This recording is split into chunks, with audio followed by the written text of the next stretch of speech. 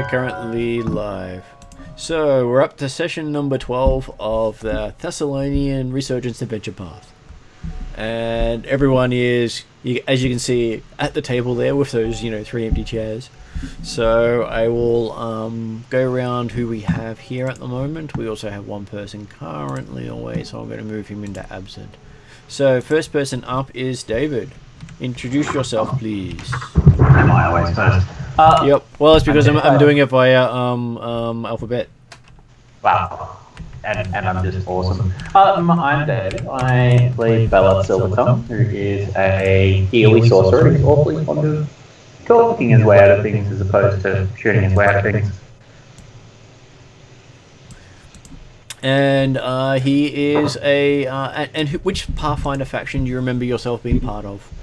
Oh, can you help me out with the actual name, please? The devilly worshipy guy. The Cheliacs. Thank you so much. I have that written down, but not in front of me. That's okay. If you get it wrong, that is the correct way of pronouncing it. So as far as I'm concerned, no matter how a character pronounces something, that's the correct way. It's pronounced Kellyar. Thank you. That's okay. And if two characters pronounce it, definitely worshipy thing. Yeah, that's exactly right. And that's all correct. Okay, so next person down the list is Ethan. Hey, so my character's Dane, who's a rock dwarf ranger who generally just stays back, except in dark places where he normally goes forward because no one else can see. But yeah, just normally chills out and goes from there. And I'm a part of the land lodge of the TN people. Next person up is Jeremy. Greetings, yes, I'm playing Cordo, an elven warrior grew up in the town of Sandpoint, and has recently been honoured with the opportunity to represent the Grand Lodge faction as part of being a Pathfinder. And next up is Mark. Haha, I am Pingwinkle, aspiring detective and aspiring chef. I am a follower of the Shadow Lodge. I'm here to keep the bastards honest. Though which bastards might be the question for a later date. Next up is Susie. Hey, I'm playing Nexa, a human half-orc. I joined the Andoran faction. I'm starting to sort of figure out stuff slowly. And last we had it, you were travelling through some catacombs. So I've decided to make the map a little more interesting with light sources and vision. So you only get to see where you've got the light at that time. And a little bit of so anyone with low light vision can see to the extent of it clearly. Anyone with dark vision, has anyone actually got dark vision? No. Then if no one has dark vision, then that's not really an issue. I do. You Wait, do? you do? Yeah. How did you get? Yeah. Does dwarves start with dark vision? Yeah, from what I broke down at least. Yeah, I'm pretty certain they do. Yeah. Because it's amusing how broken dark vision is in comparison to everything else. Okay, dwarf. Dark vision, yes you can. So basically, technically, there is no dim or low light for your character. You can actually see the whole map. Just that, unfortunately, there's no map for you to actually see without showing it to everyone else. So everything's in black and white for you if it's not in that area. That's fine. But if they can actually have a chance, if you can have a chance of seeing it, and if it's in line of sight, I'll tell you about it. Okay. So low light, we can see everything now, and if you don't even have that, then you can just see a little bit in front of you. If you don't have that, if I will, let's see, switch over to being able to show things on a map. I'm just curious. I have low If you've got light. low light, So if you see everything you this, see on the map at the moment, where you can the see mouse pointer is. clearly.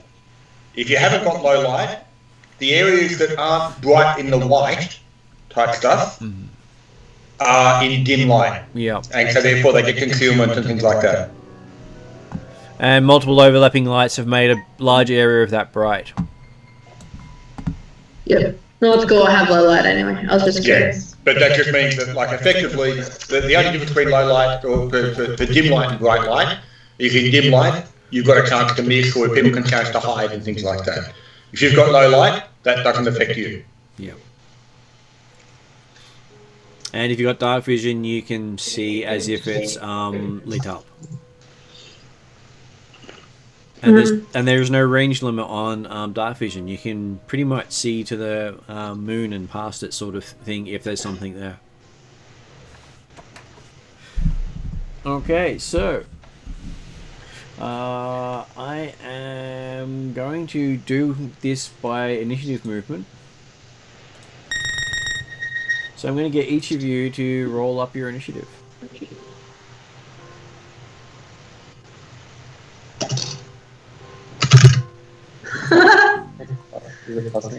I rolled a 1 and Ethan rolled a 2. So 7 for me and 8 for Dane. Okay, well, I just got to remove some people from the initiative bit first, and then I'll get it from you again. Because apparently everyone wants to be in initiative at the moment.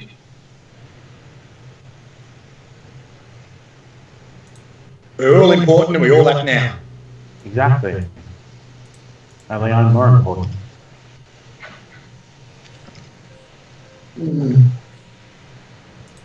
And that means I am going to be having Kangasero leave initiative as well. Yep. Yeah. Because until he actually shows up, he's not going to be participating. He's going to Fair be enough. guarding the entrance. Good plan. 19 for Bella. Give me a sec. Still in the middle of clearing things out that aren't supposed to appear.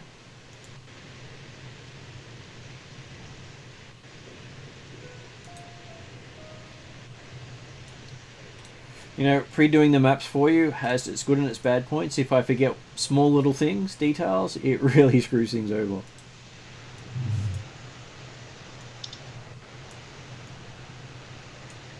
Okay.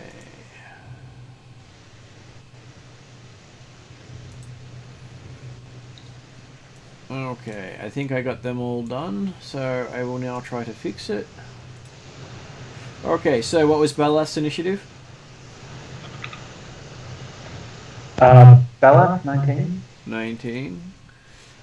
What was Pinwinkle's initiative? 19. You can go, Mark. What was Dane's initiative? 8.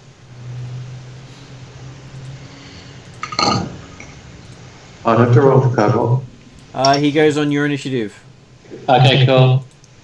What was Nexar's initiative? 7. And what was Cordar's initiative? You've got my good roll for the night, 18, so I've got 23. Well, you want to get them all out of the way before you have this pesky thing called combat. That's right, exactly. I'm an excellent initiative barbarian.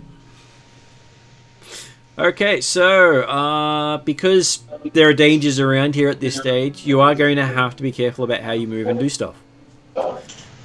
So you are moving through encounter mode while you're traveling through this section. So Jeremy, you get to go first. What would you like to do? Okay, so basically we come in here, there are some goblins that have now been killed, correct? That is correct.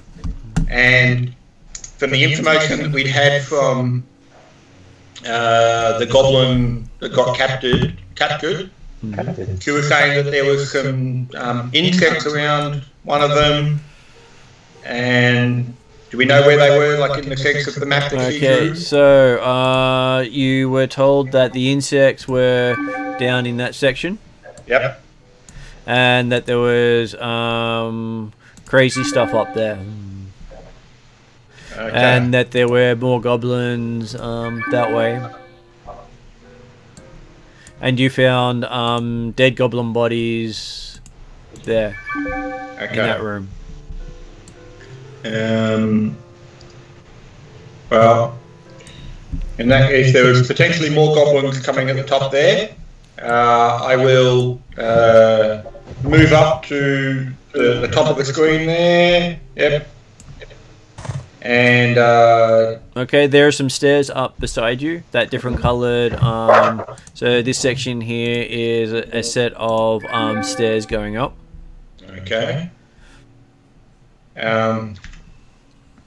And can I see where they lead to, or? They lead to another chamber. You can actually see that while it's blue, it's actually a small channel down the centre of those two squares that's got water in it.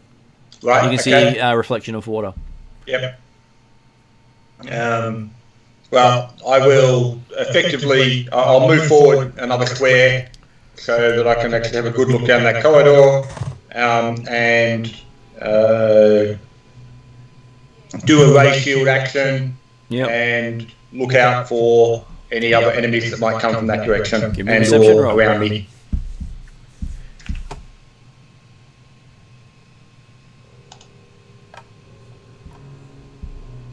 Sorry, guys, just back in 2 seconds.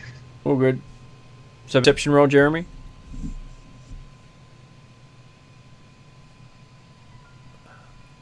Never mind.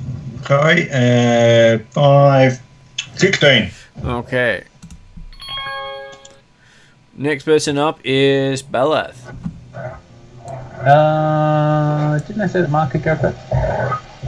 Okay. Let me fix that. I shall fix that for you now. Thank you kindly. Thank you, Martin. Sorry, I just don't know what to do. That's okay. Okay, next person up is Pimwinkle. How did we switch people? So I will fix that. I'll do the whole music. Do do do do do do do do. Up to Pimwinkle now. Sorry. Okay. Oh, good. And I was actually okay. going to make sure I actually showed who's up next. Thank you. Hey, I like that one. That's really nice. I would like to. I'll go. In? No, I'm going north, following how my saviour. How far can you move? 25 as a halfling. That's 25 feet as a single move. Yep. Okay. So what can I see from there? Can I see Jeremy there? You can see Jeremy there. He is partly blocked by the sarcophagus. Okay. Okay. So that's Jeremy. So can I move 2 squares below Jeremy? Okay. Is that enough? Enough Just movement? checking how much we've got to get there. No. 2 squares directly below him. So 10 feet below him, next to the wall there. So Give me a sec. that's cool.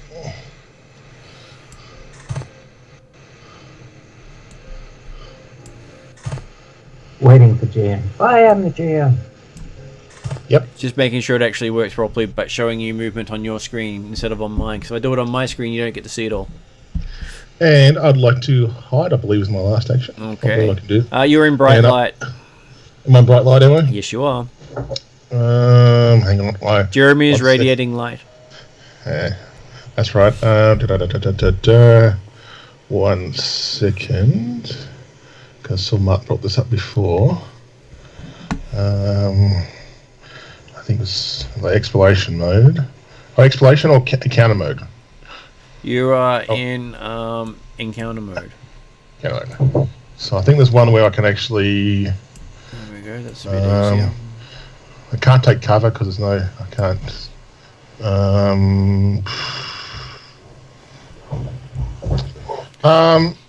I'm just gonna see if I can see anything north at all. Can I see anything above Jeremy or anything like that? I'll do a perception roll because You're not seeing I can't- anything there.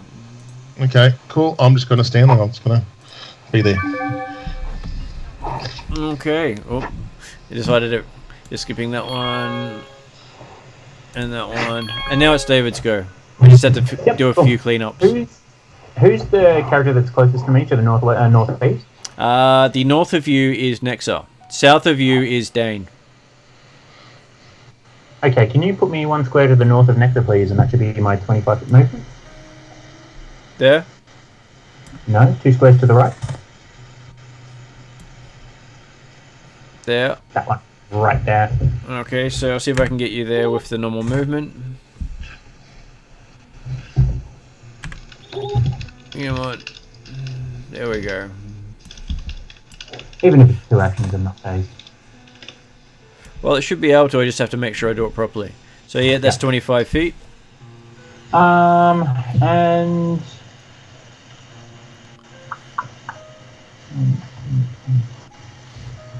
Oh, I see what's happened here, so I can only see the characters that I can actually see. And you can only see what's in the light source, so you've just lost sight of 2 people. Yeah, no, that's perfect. That'll do. Okay, so next person up.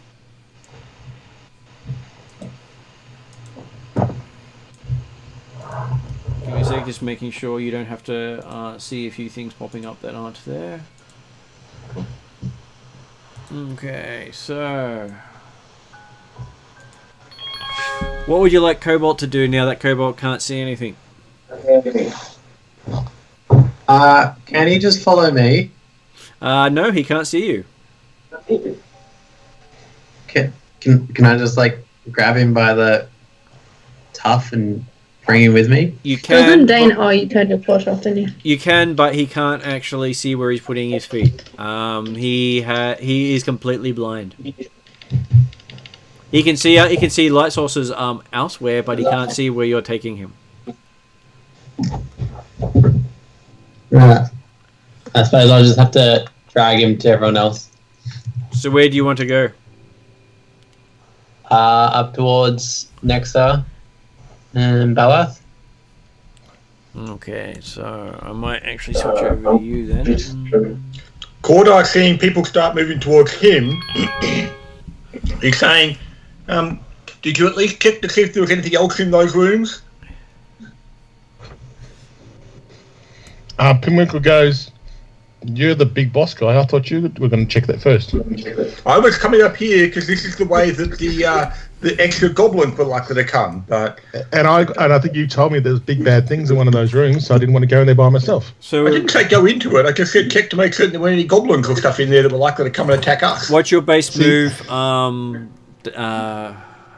with Dane? Is it 20 or 25? 20. Besides, Dane is leader, isn't he? Technically, you have no leader right now. Yeah. Later. Who was supposed to be leader? No one is at the moment. But who was? Because I'm sure we had someone who was leader. I was the last one before. No, we had one of the detectives. Yeah, Right. like I say, we had someone for this adventure. We had someone who was designated leader Mark. because they were the one that were technically talking to the lady for the job and stuff. That was Pinwinkle. Yeah. It was, actually. I didn't want to say anything until somebody else said something. but Oh, yeah. shit. You've really given me leader. Really? Okay. Well, you are the Magnamar expert. That was it, True. yes. That's true. You chose this city. It's your fault.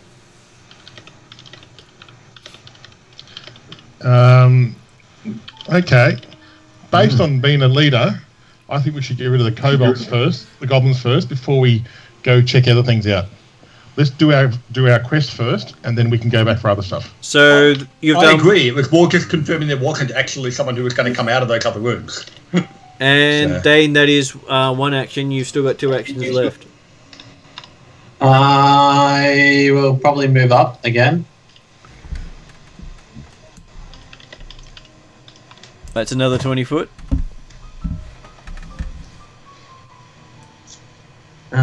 Yeah. What does scent do, Martin, for the cobalt? Scent. Yeah. Scent Wolf has means got that a- you'll be able to detect things that are invisible within a certain range. Does that mean he can just smell me out? He can tell you're nearby. He just can't tell exactly where you are. Like Okay. he can effectively put you down to a 5-foot square. Yeah. Okay. Cool. No worries. Scent. So the actual thing is, it has a certain range.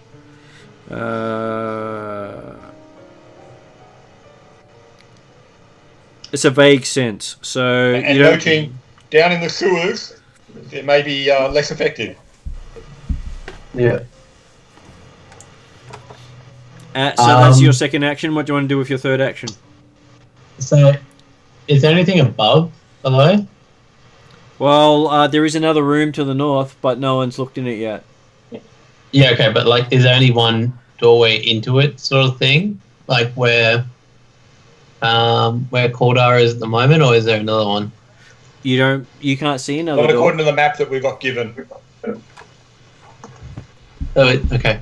So if I looked with the dark vision, I can't see anything else. Okay, so dark vision. You can see a entryway here. Okay. I'll move up a square, one square up, and then there's probably me. So you want to stop there? Yeah. Okay. And you're still dragging Poppy with you. Yeah. Well, he can see now, so he's good. Okay. Nexa, what would Nexa like to do? Which is the one directly left of me, the one we already went in, or is that more south?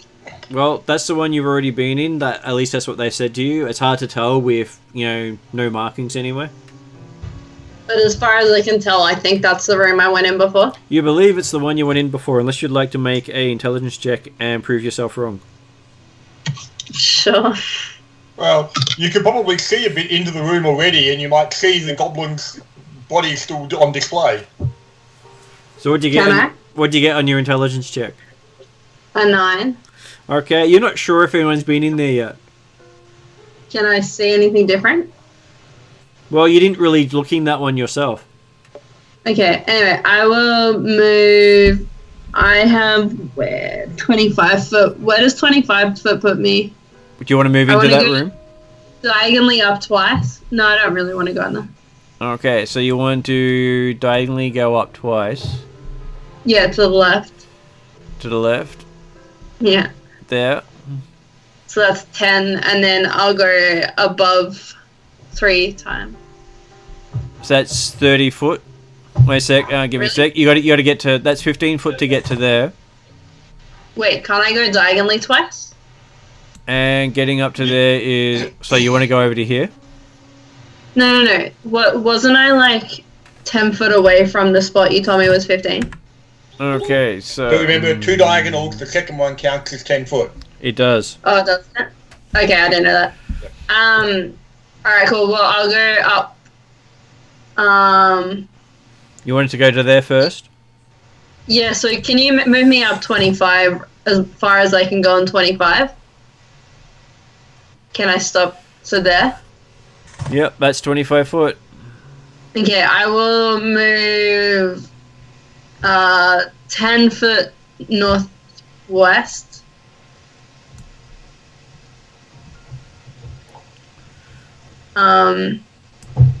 And I'll move in another step.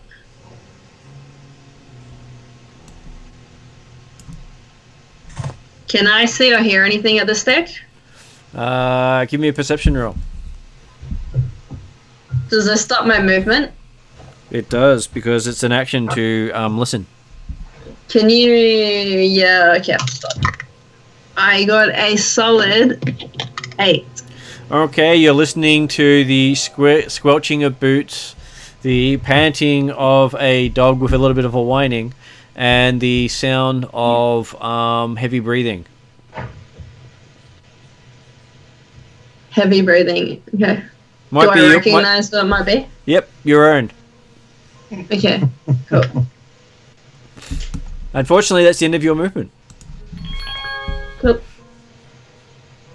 Gorda, I mean, not Gorda. They are similar. Yep. No relationship whatsoever. Okay, so he'll look towards Pinwinkle and say, "Yep, okay, we've confirmed that those rooms are clear, and we're happy to go forward." Bimble will go, yes, we need to clear our quest first, and then if we have time, we might go back and double check them. Okay. In that case, then Cordar will cautiously go up the stairs, and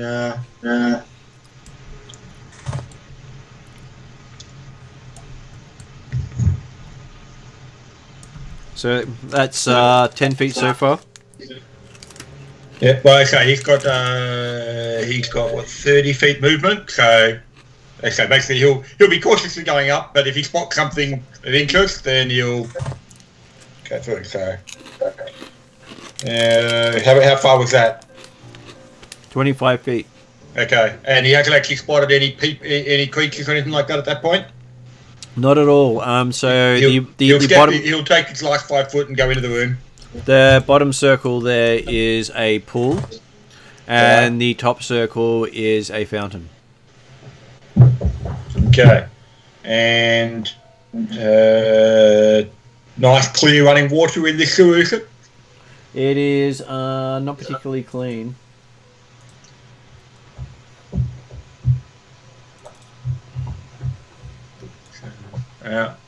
Cordo, okay, he'll stop there and do a perception check and have a look around and make certain there's nothing about to jumping. And there's obviously nothing there because he rolled a 4, which gives him a total of 9 for perception. Yeah. And he doesn't have to do a raised shield action every round, does he? As long as he's actually already got it raised. No, the shield is raised until the start of your next turn. Right. Okay. Yeah. So it never stays raised. Okay. No, happy with that then. He'll go up and have a look at the fountain.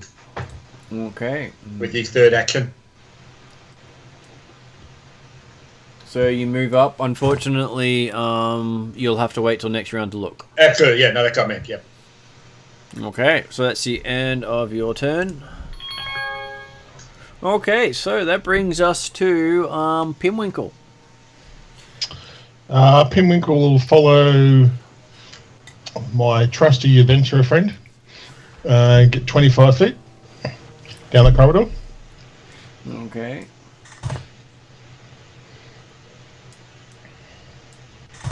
You are going into out of your light vision. Yep, fine. Are you saying that Quarter is now your trusty friend? Because I feel like before he was not. We've grown on each other. So you've disappeared from sight from everyone's perspective now. I suspect that in the case of Pinwinkle's situation, it's the friendship of desperation. Hey, he's big and tough, he'll look after me. That's very right. Thank you. Oh dear. False assumptions. Yeah. So how come you picked Cordar instead of Nexa then? Don't bring this. This is not up to the decision here, man. Keep out of that, man. Nexa is feeling a bit confused about this. Particularly also since Nexa has concerns about Gordar having discovered that he has some latent racism tendencies regarding greenskins. Or not so latent. Yeah. Now, from there, do I see just dark from there, or you were in darkness? You can see the light in front of you. Okay, can I do a perception check there? What are you perceiving? Oh no! Sorry. No. Okay. Oh, that's one action to move there. Yep. Can I do a next action to move 2 into the room, and then move 2 down, and then I'll do a perception check there. Okay. I'm looking for anything that looks unusual in the room that, like, I suppose, kind of investigation, kind of trap thing. Besides the big ass fountain. Besides the big ass fountain. So +1 for traps. That's a +8. Let's see where we go. Okay, so because the two of you are in the room, I'll give you a description of it, which I should have done when Jeremy walked in. The sound of dripping water echoes through this chamber, but apparently nowhere else. On the north side of the room, a nearly 10-foot tall visage of a woman's face is carved into the wall. Trickles of water run down her cheeks like tears into a foul, polluted reservoir below, which itself drains into a large pool of fetid black water on the southern side of the room. Something nice to look at. Mm-hmm. Which is why he's gone and have a look at the fountain, but obviously not a chance to look at it yet. So that's why Gordar's at the fountain. And I'm at the pool, aren't I? Yep, that fetid pool. Would you like to swim? I've got 22 on perception. Look for kind of traps kind of thing at the moment, just in case there's something in front of us.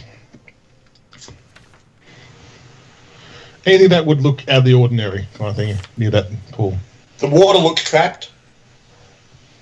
It's probably poisonous. Good, I might give you some. Okay. Yeah. See next, sir? Yeah, see? I like you more. See? Yeah. Okay. Okay, so what was your perception check? 22. Okay, you see sitting in the pool a idol about the size of a human head depicting the goddess of nightmares and the mother of demons, Lamastu, perched upon a throne of bones. I put my hand up, but I don't say anything because that's the end of my turn. Okay, so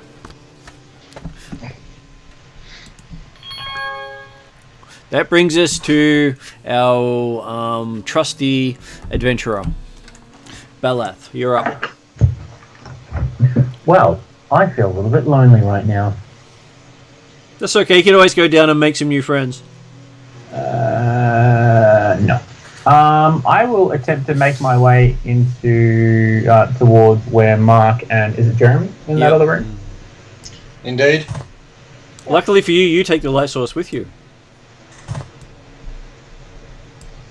Always. I am the law. So, what's your movement? 25. Okay, so 2 moves will get you to there. Cool. Which one's which? Jeremy, Mark? Jeremy is above you, Mark is below you. Mark, what sort of character are you again? Sorry, I do apologize. He's the halfling Proto. Halfling thief, rogue. And Jeremy? Cook. Jeremy is the awesome elven maestro. Cool, I'm going to hide behind Mark, only because I can't hide behind Jeremy. So, you know that you are bigger than Mark? Yeah, I'm aware. I was curious about the statement there. How can you hide behind me, or not behind me, but hide behind the halfling? So. Okay. I can't actually hide behind you, Jeremy, so I'm going to hide behind the guy who will actually get stabbed before I do, hopefully. And you can, of course, you put yourself effectively in front of him, but don't worry about that. It is Ethan's turn. I will follow next up. Yep.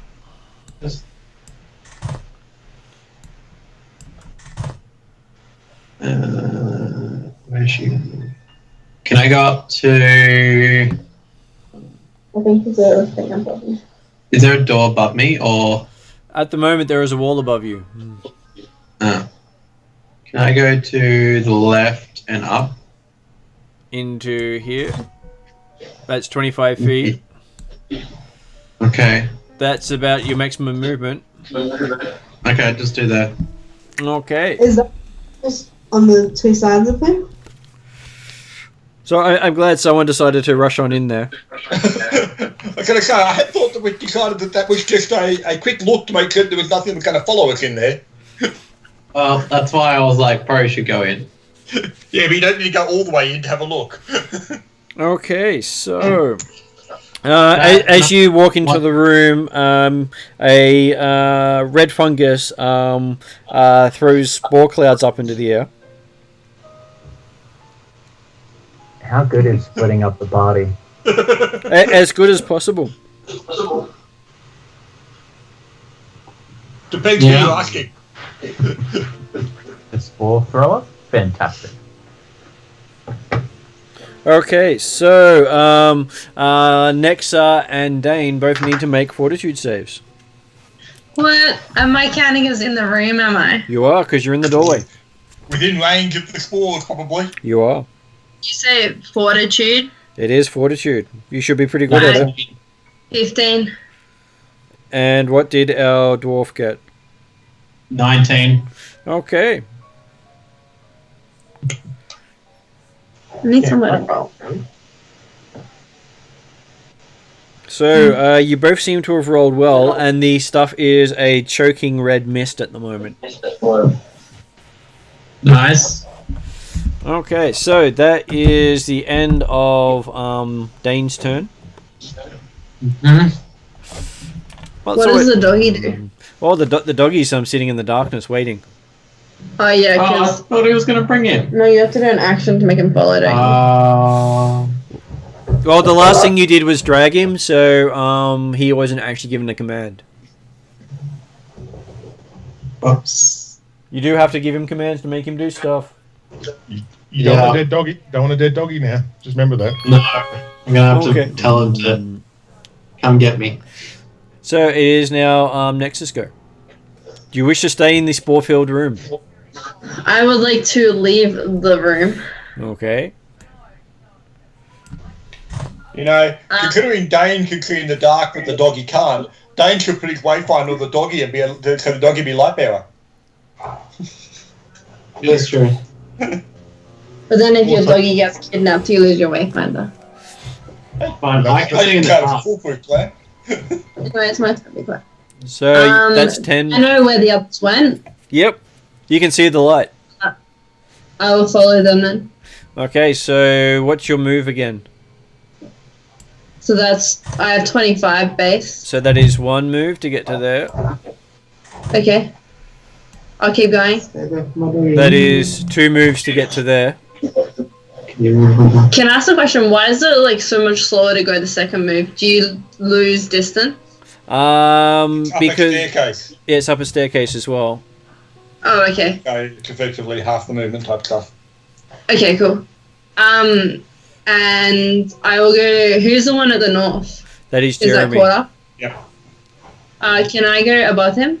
No, you can't because Yeah, that's I'll the have end the of the wall. room. Oh, there's a wall. That is the Then- dimensions of the room. Oh, okay. And is there anything... Is that water right in front of me? It is. It's a stream going down the very center of those two blocks, not the whole width. Basically, there's a fountain at the top and there's a pool that the fountain feeds at the bottom. Okay, and does it look deep? Look at it this way. You'd be hard pressed to stand in the stream because the stream is so thin. It is basically the two lines going up and down in that area. Like, the stream is only a few inches wide. Oh, so I can just cross it. You can step over it. Alright, I'll step over it. Okay, that's almost your maximum movement. You have. Is that a door in front of me? It is a door in front of you. Cool. Do you want to open it? I assume we can't listen. No, you've used all your actions. Cool. Alright, I'm done. Conveniently. Okay, Jeremy. Okay, so you say this fountain was of a woman or something? It is a woman's face. Do I recognise who or what? Give me a knowledge religion.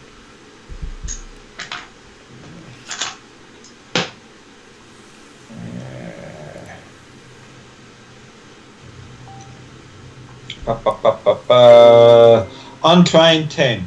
Untrained 10. No, you don't recognise it. Okay. And you're saying there are trickles of water going down the fountain. Yep. Do they appear to be coming from the fountain, or do they appear to be coming from above? From the eyes of the statue into the pool at the bottom of it, and then going down in a line, in that line down to the pool below.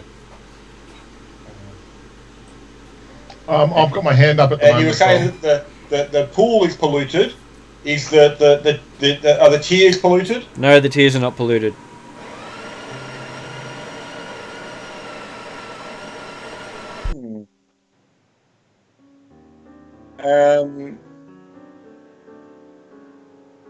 I'll ask the other cam.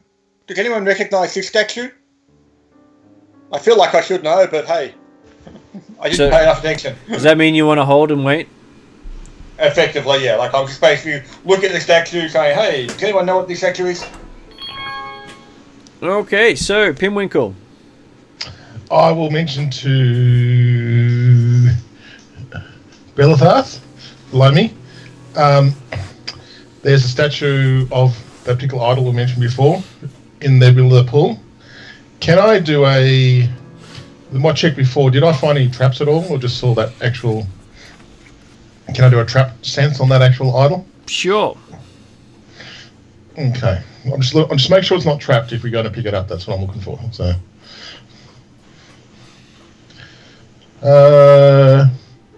could be worse. It's 11. Okay, looking at it. It's made out of stone? No. Okay. I was more looking for if there's like a trigger underneath it or something, but with 11 I don't expect to find much. Anyway, I mentioned to Bella that there's a statue of a forgotten god who deals in nightmares and things like that. Considering that I know you... Didn't I say it was Lemon-Tash too? Yes, I did. Yeah, Lemon-Tash, so yep. Do you know religion? Nope. Don't care about religion at all. No idea. Even though it's a major theme of the story? The master is not not forgotten by any stretch. Oh, not forgotten, is it? Okay, sorry. Okay, so... okay, not generally worshipped, but... yeah. So that's not by civilized people. Done a perception roll, let somebody know there's a statue in the bottom of that. Yep. Then is that a bottom door down the bottom? Do I see a bottom? There is a bottom door. I'd like to move that bottom door, and then I'm going to listen for anything on the other side.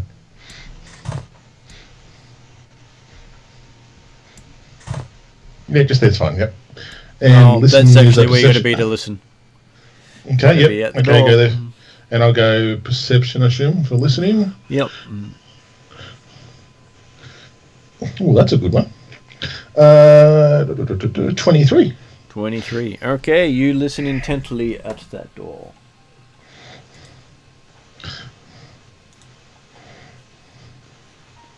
You do not hear anything.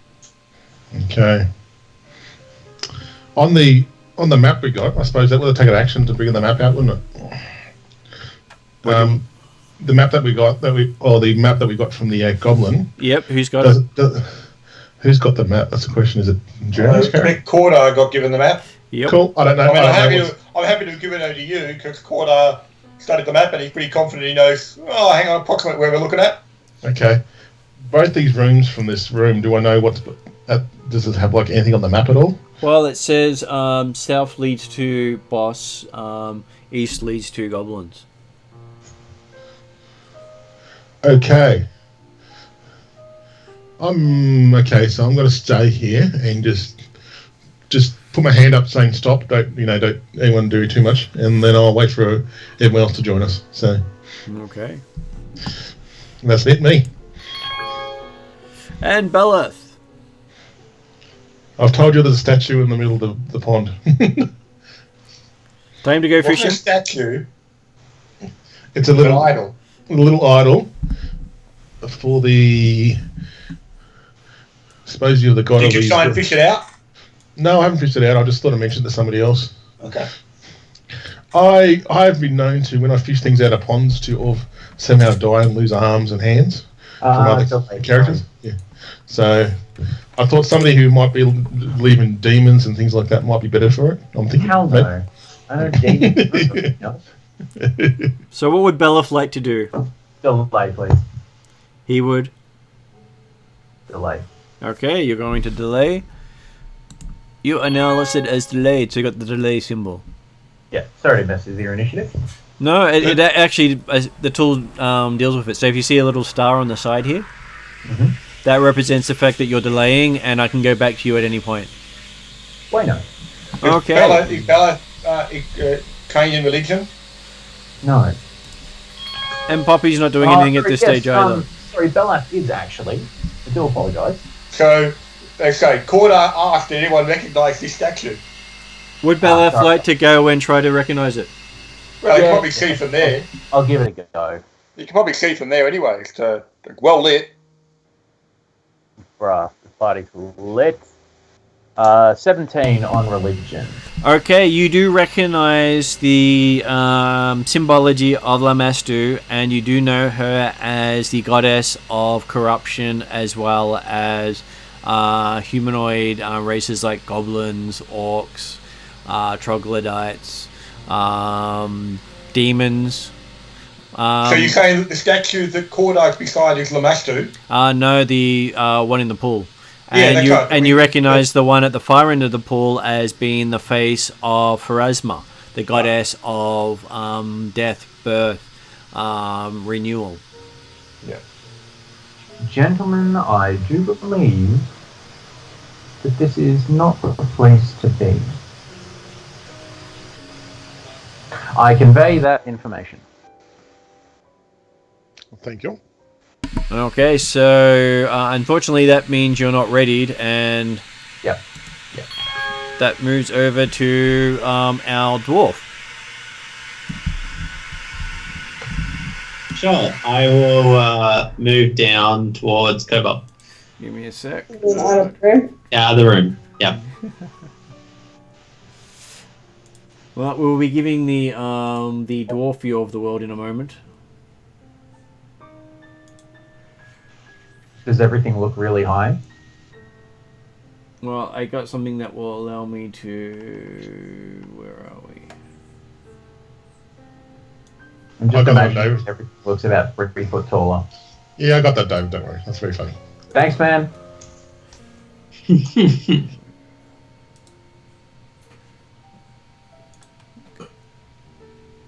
Oh, wrong way. I was actually trying to make it visible to... But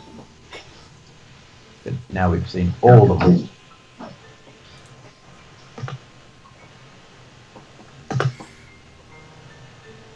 There you go. You can now do your movement, and then we go back to everyone else. Cool. So I'll move down towards Cobalt out of the room.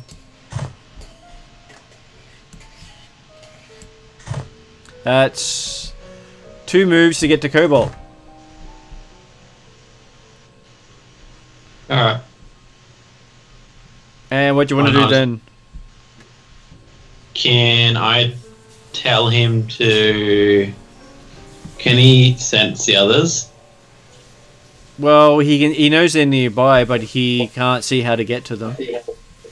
So can I drag him again and move him? You can do another move and get yourself up to... Let's see... Because you have... that would be your total move there, and you can bring him along behind you. Yeah, cool. Fine. Lucky you forgot to drag him into the room of... Yeah, that's good. Uh-oh. Mm. I lost my dice.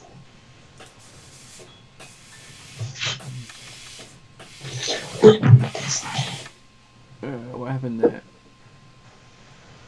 It's currently kobold, I think. Kobold. There we go. That's fixed. Okay.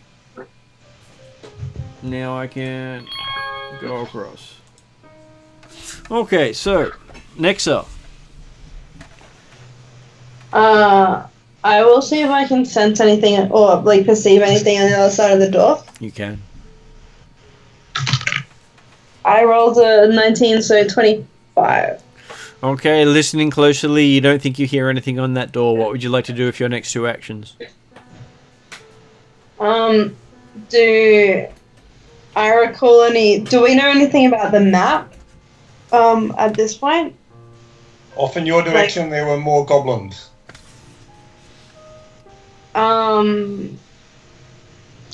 I asked the others if they're ready for me to open the door yet. I put my hand up and say stop. And I I point towards where our dwarf guy is and wait for him to come in the room to help us. So, Well, I also suggest that perhaps we should be concerned about this idol of Lamastu that seems to be polluting this pool, because the water's clear coming from Pharasma. yes. Would Nexa like to go get the idol? Where's he at? No, my friends. I do believe that there's a good reason that you've got corruption and corrupted water and good water in here, and I'm pretty sure they're balancing each other out. Or the other thing I'm thinking about, I can talk on my turn, I assume, Martin. But You can do free talk any time, Cool. but Okay, it's cool. short conversation really. yeah, maybe a mage hand to pick it up and put it somewhere else. I don't think this is. You don't have line of effect or something, technically. Okay. Oh, the I water don't block. see that a statue, like I say, I'm no religious nut, but I don't see a statue of Pharasma being an unusual thing in an ossuary, a burial tomb. But Lamastu shouldn't be here. Yes, I agree. So I think I'd like to remove it from the pool. Let's see what happens. Okay, so what's Nexa doing on her next 2 actions? Just quickly, because I've now forgotten what you said. Can I hear anything through the door? No, you can't hear anything through the door. Okay. I'll probably just like sit and wait for a bit. Okay. Now it is Gordar's turn. Thank you. So yeah.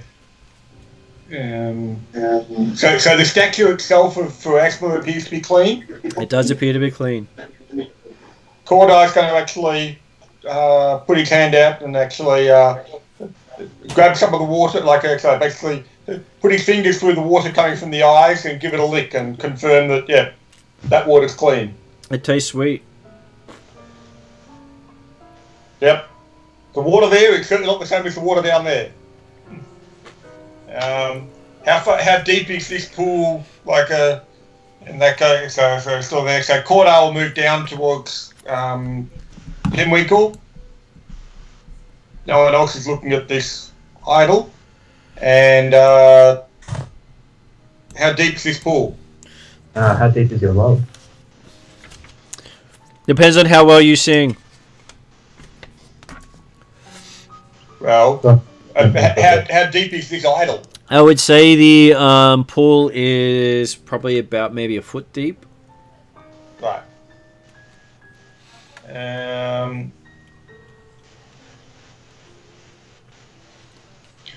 Okay. Cordar is going to take his shield off and use it to scoop the idol out of the pool. Mm-hmm. Preferably without touching water himself. Give me a... I'll make an acrobatics roll to see if you can actually juggle it.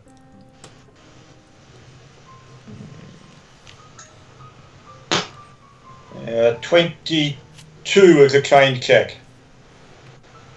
Okay, you managed to scoop it out with your shield. Mm-hmm. You now got it sitting in your shield. Then, so it appears to be stone, does it? Appears to be stone. Okay. He's just going to actually tip it out, drop it down onto the ground, aiming to smash it. Okay.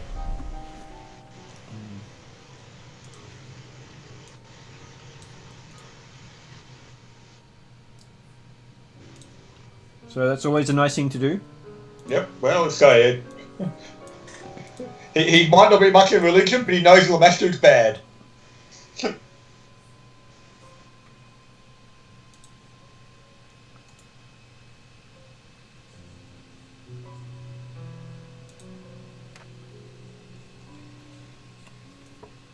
Okay, so 2 things appear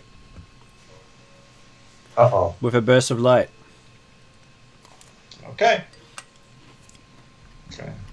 And that's the end of your turn. Yep.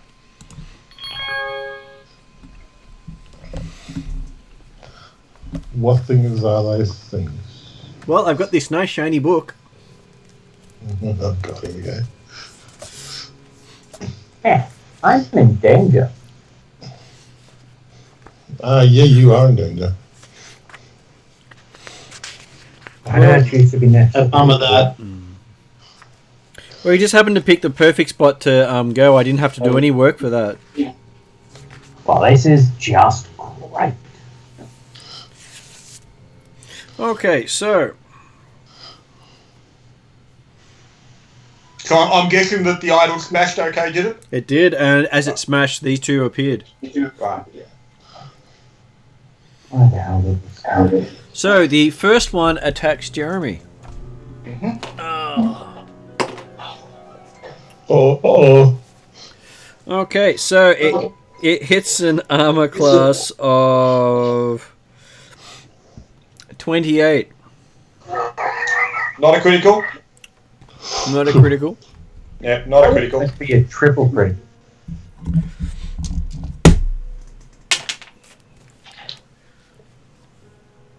So it does 2 points of slashing damage.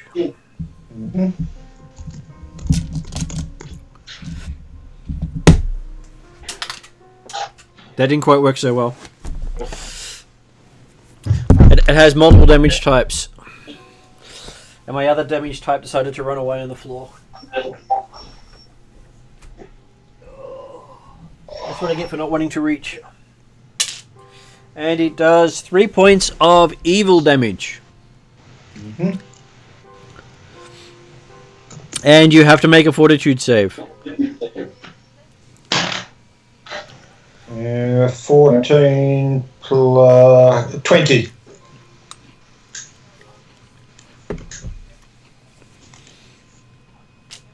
And it swings its other a claw at Balath, Shit. hitting armor class 19. Is it 10 over or 5 over for a critical? 10 over. Not a critical.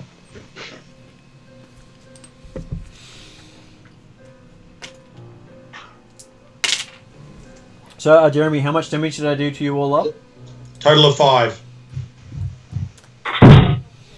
Nice to keep track of. Yep. Okay, so Balath takes 5 points of slashing damage. Please, no. And he takes 1 point of evil damage. Well, that is rude. I assume I need to make a save? No, apparently I didn't have your hit points. Goody, gumdrop. So, my next question is, what is Balath's hit points? 15. Because I had you down as having 1 hit point. Well, Yeah, so you didn't need to make a save because you were dead. There we go, you're back in place. And you have 6 damage and fortitude save. Sure. I'm sure you can make it. How does 17 sound? 17 sounds like a 17. Goody, gumdrop. Yeah, whether it sounds like you saved the save is just a dick question. Yeah, no.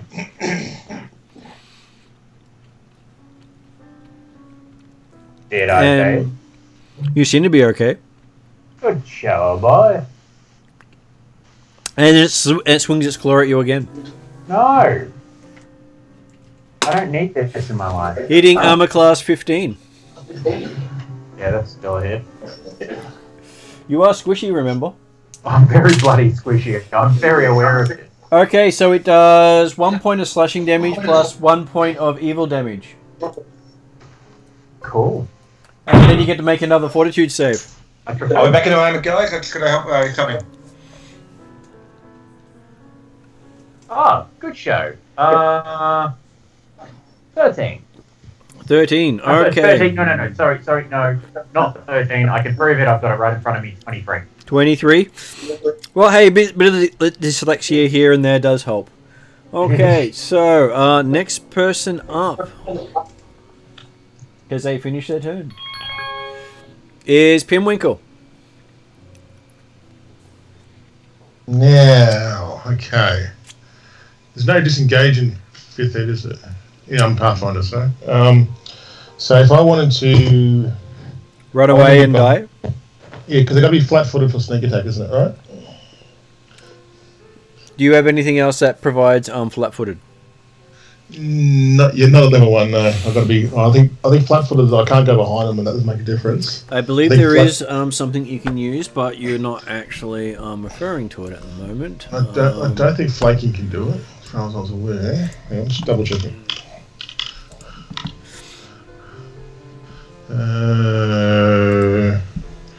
Okay, if I flank it, I can get flat-footedness on the bot thing, but that means I've got to move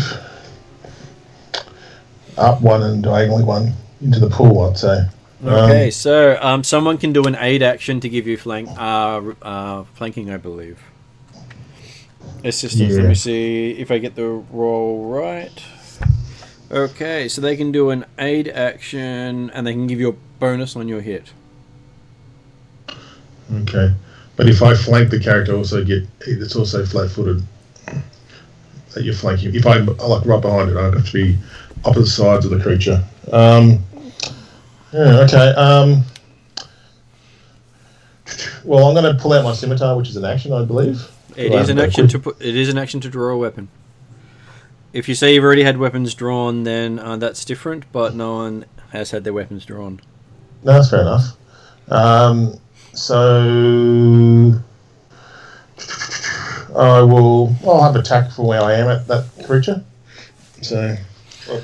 Cordar certainly walks around with his weapon drawn. You did. As I said, unless you've stated otherwise, you don't have weapons drawn. You have stated you have your weapon and your shield ready.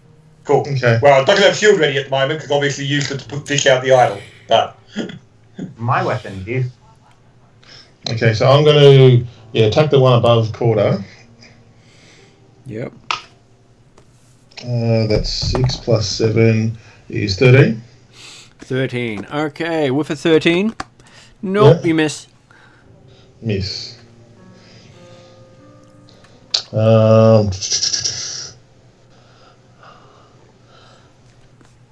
And the second one, I'd like to. Yeah.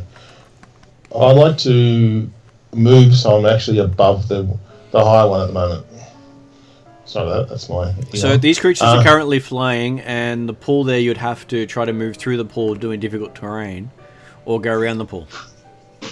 Oh, so they're flying actually. Oh, sorry. Yes. I'm going to have another swing then. That's all I've got, I think. Okay. Yeah. Is it an agile weapon? It's a rapier, agile weapon. Then it So not agile, finesse. Finesse. Yeah, rapier, I believe, is finesse. Yeah, Then but it's not agile. an agile weapon would mean you'd be at -8 to the attack, but because it's not agile, you're at -10. That's why I asked that specific question. Okay, 1 second.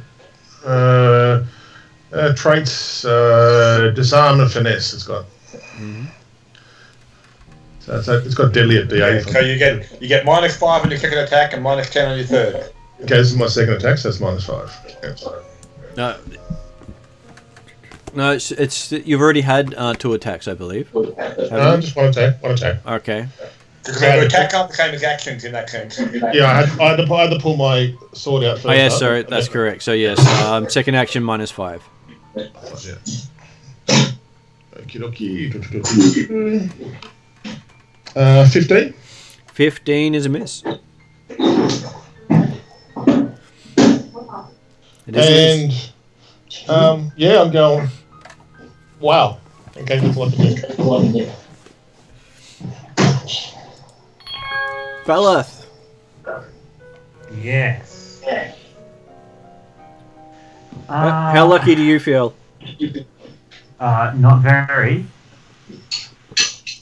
So the question I'd ask is if that creature in front of me had the fleeing condition, what would it do? Do we know what these things are yet?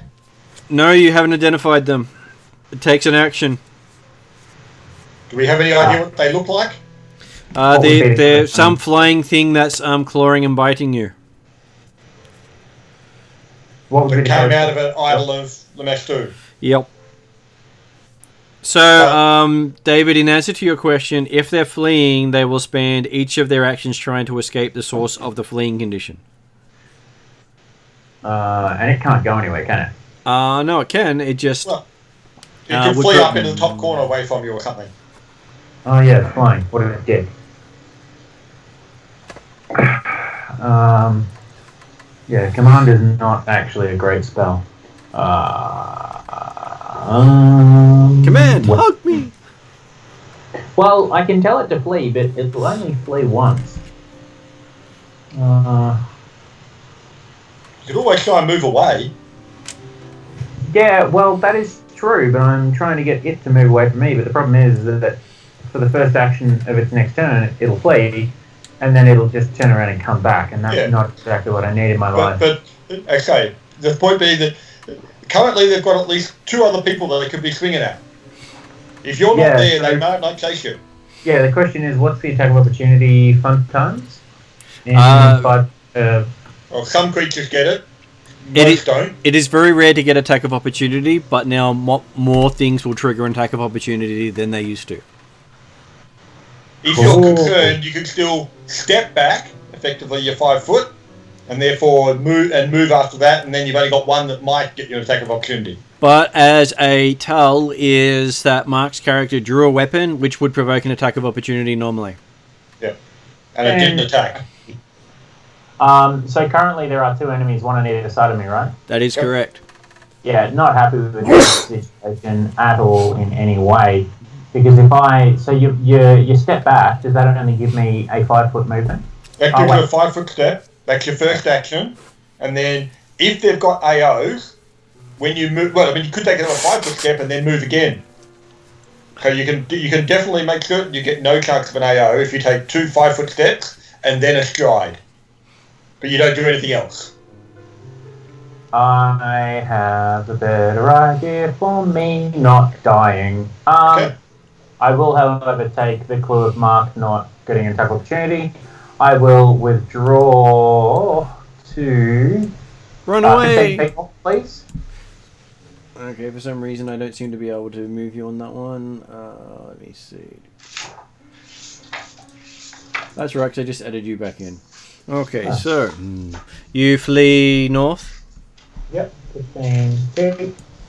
I will still be very concerned about being here.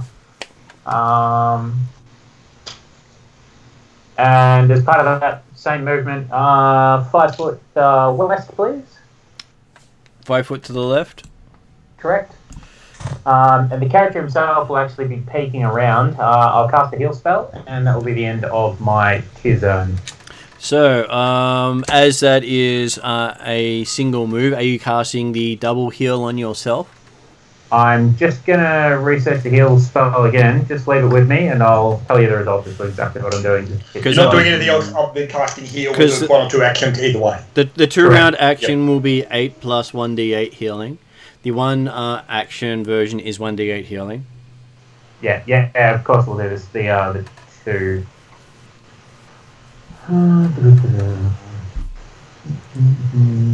Cool, I'm at full health.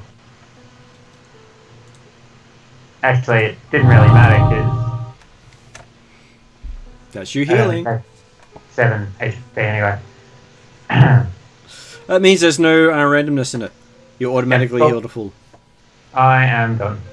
Okay, so though you could have done an area heal, but that's something different. You needed 3 actions for that. Okay, so the next one goes. It attacks Jeremy. Because they've had 2 They've had 2 rounds of attacks before I've actioned. No, one of them has a separate initiative. Okay. So one of them took 3 attacks. So this one is having its first action. It's attacking Jeremy and getting armor class 28. Not a critical? Always good to know. And hang on, sorry. I was looking at hit points. Yeah, it is critical. AC 17. I had my hit points stripped below with AC 19. So I criticaled you last time as well. No, because last time you only got 26. Okay. So it is 4 points of slashing and 2 points of evil, so that is 12 points all up. So I'm on 11 damage. That puts you on... Oh, we've doubled. Right, okay, yep. Puts you on 2 out of 19. Yep. Okay, for its next... you also get a fortitude save. It was nice knowing Cordar. Natural 20. You succeed. I always have to make statements like that. How these... Because when they appear, one attacked me and one attacked... No. One had 3 attacks. 1 attack on you, 2 attacks on David. That's correct. Yeah, he's right, Jeremy. Oh, okay. So he's acting at a different time to a friend? Yes. Oh, okay. I gave him each their own initiative. Yep. Okay, this one now attacks Pinwinkle. Hitting armor class of 9. 9, hey? Oh, almost critical fail. I got 18 for AC. I just dodged the side. Boom! Haha!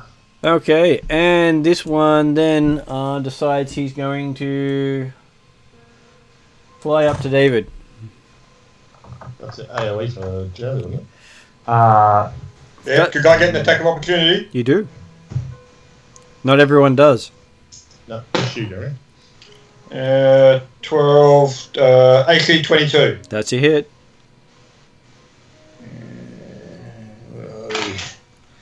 Where's my D12? Here it is. 4, 10, 9, plus 4, 13 damage, which is magical slashing.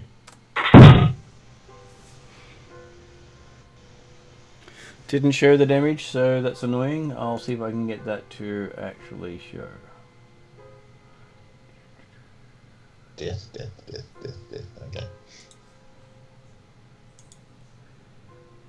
Okay. Well, next person up will be Ethan. So what is Ethan's intent? Whilst it's not showing the damage, do we have an idea on how badly that is? Was it a quarter, half? It's about half. About half, okay. That's why I was trying to actually get it to work. Cool, thanks, sir. How far away is it, Martin? It is, by the ruler, it is 25 feet from you. And you're a ranger on this? Yeah. Alright, just checking something.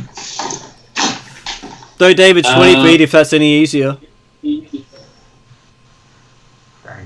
Alright, I'll do hunt prey on it. On it or on David? On it. Okay. Thank you, Ethan. And shut up, Martin. Yes, Martin. You've been annoying tonight. So And then I'll shoot it. okay, so have you? What are you shooting with? Bow or crossbow? Longbow. Longbow. Okay. Yeah, doing the volley. Okay. Yep, just checking because longbow, I believe that puts you at disadvantage. Yeah, volley is a bad thing in this situation. -2 to your roll, actually. Because they're too close to range. How much does the prey thing add? The prey. Give me a second. No, doing precision, which is a part of the prey, which does additional damage. Oh, that's true. Well, I think it's still worth trying to hit it, because yeah. Otherwise, I have to rush in with like a katana and try and hit it, which I'm not too good at compared to range. And did your marking it have a saving throw? It just says. No, it just says circumstance, throw, and survival check and track. But you also ignore the penalty for second range increment with range attack. What's the ability you're using? The spell? The precision which is first time you hit your prey in a round, deal 1d8 precision damage as well. No, the mark you put on it. Hunter's prey. Hunt prey. Sorry. Is that a spell? I don't know. It's just at the bottom of my sheet, I suppose. It's an ability. It's an ability. Just sort of check because some of these things are targets. Yeah.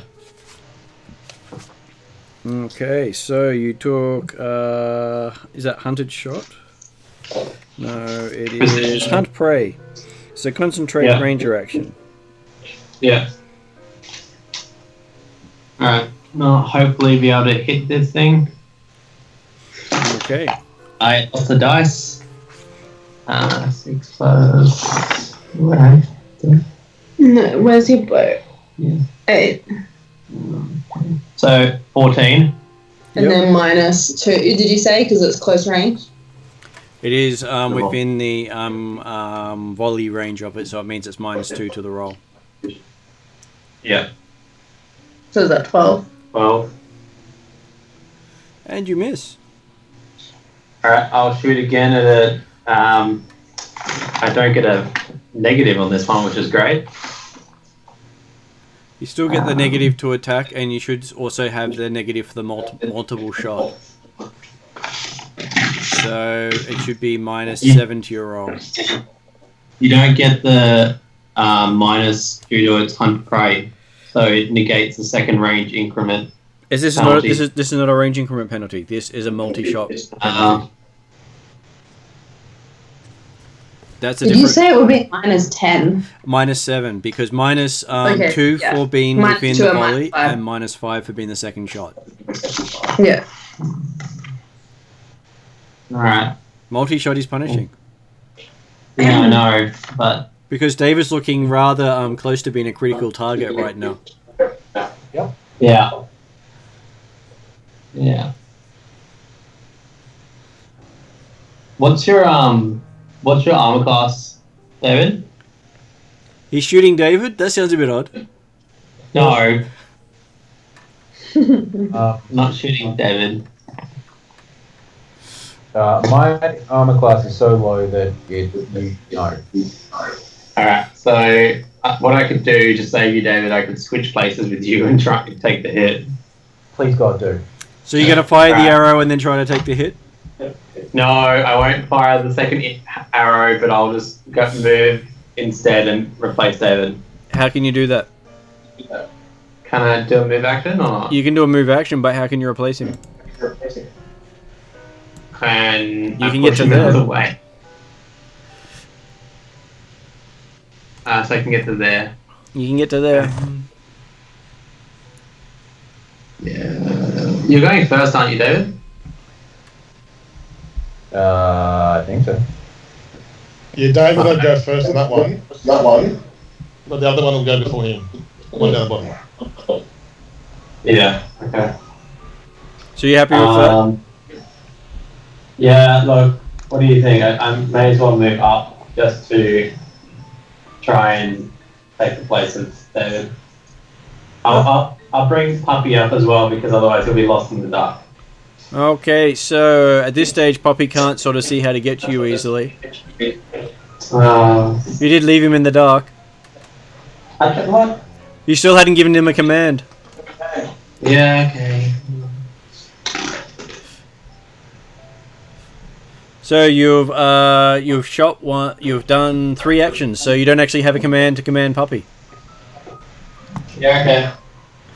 Okay, so that does bring us to Nexa. Unfortunately, with animals, you need to have it to say either follow, and it will follow you wherever you go, but only for 2 actions. Yeah. So Nexa, you're up. So, I just want to check. So can I rage, walk up, and then attack it? You should be able to, yes. Alright, I will do that. So am I flanking if I do it there? You are flanking if you do it there.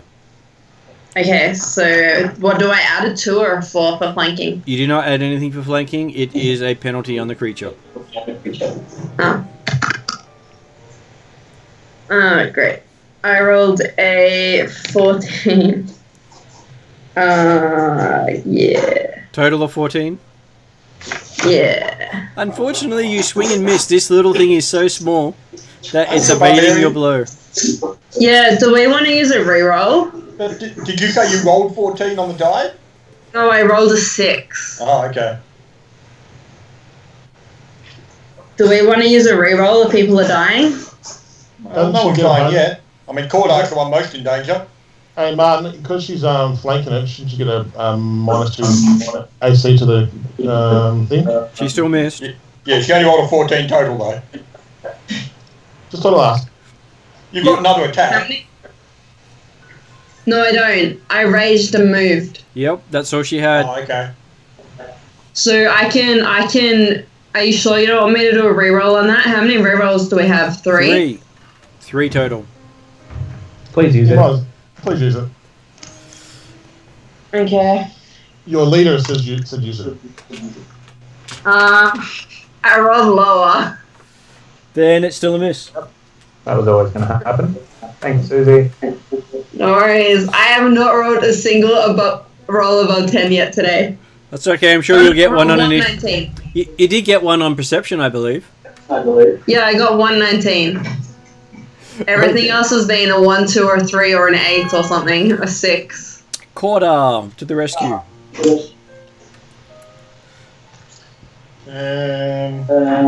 Okay, I will... Why am I getting echo on for myself? Someone's speaker's picking you up. Okay. Not having anything to heal, I'll go the best means of defense will be offense. So I will swing at this creature. AC 18. That's a hit. Yeah, great. Only, where are we? +4. Only 7 points of magical slashing damage. You do hit. Second attack, 19, 24. That's a hit. That's a better one. 11, 15 points of magical slashing damage. Looks pretty even now. Yeah, we'll go for one more. Oh, phew. 2 19s in a row for the attack, so that's good. That makes it AC 19. That's a hit. And 11 points of damage, magical slashing. There's an explosion of brimstone. Yeah, so Mr. Demon should be telling us what these are. Settle down. There's more than one demon in the world. Okay, so it is Pinwinkle, the maestro. I was going to take that flanking position that the barbarian got, but she beat me to it. So I'm going to just move to right below the other one.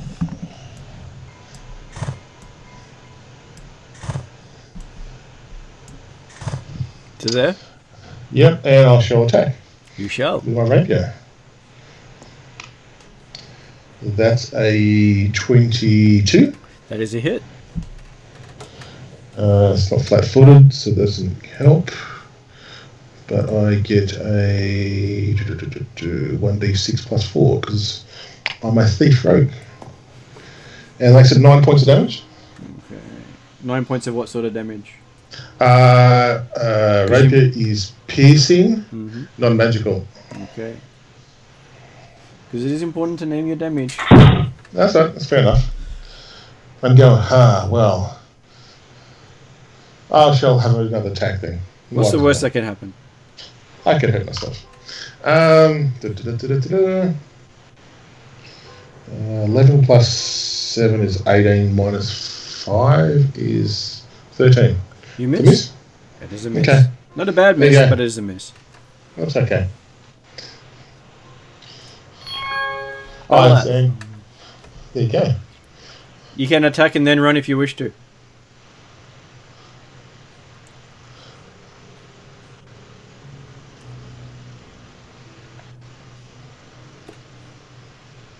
I believe your mic's on mute. Sorry, did you comment? Yes, you're not on mute, but yes, it's No, your turn. I'm so sorry. I've just had somebody message me. All good. You're up. Is it this guy isn't dead, is he? He is not dead. He's very close to it. Interesting. You Wow. can see how damaged he is. If only I had some offensive spells. You could hide behind somebody, maybe. That's alright, I got offensive spells. It's okay.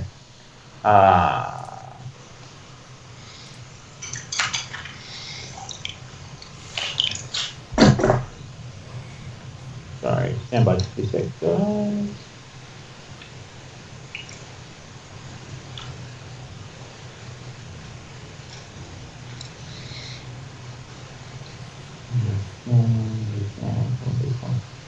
Okay, so I will bail to behind Ethan. Yep. And I will cast a spell at little shitbag.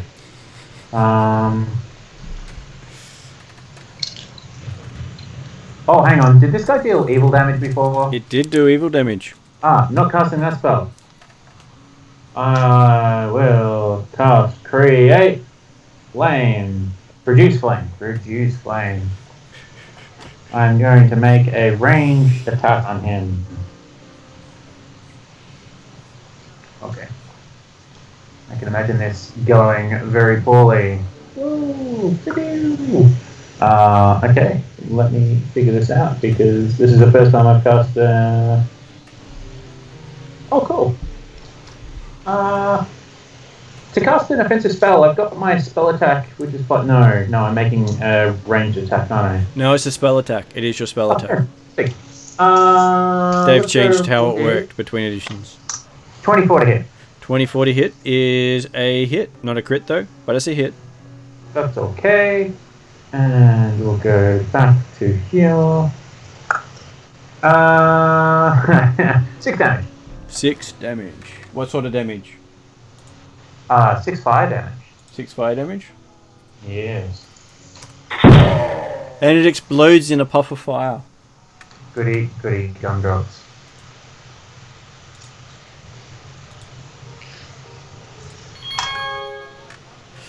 Did you want to do anything else? Can I cast another spell? Yeah. What spell did you want to cast? I actually don't want to cast a spell, so I'm good. You're good? Yep. Okay. Ethan, you're up. I will tell Cobalt to follow me.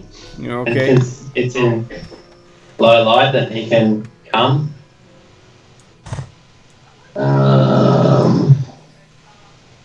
So I'm moving down towards Jeremy, and then Porter. Yeah. And you want to move down to him? That's you moving 25 feet? Yeah. Yeah, that's fine.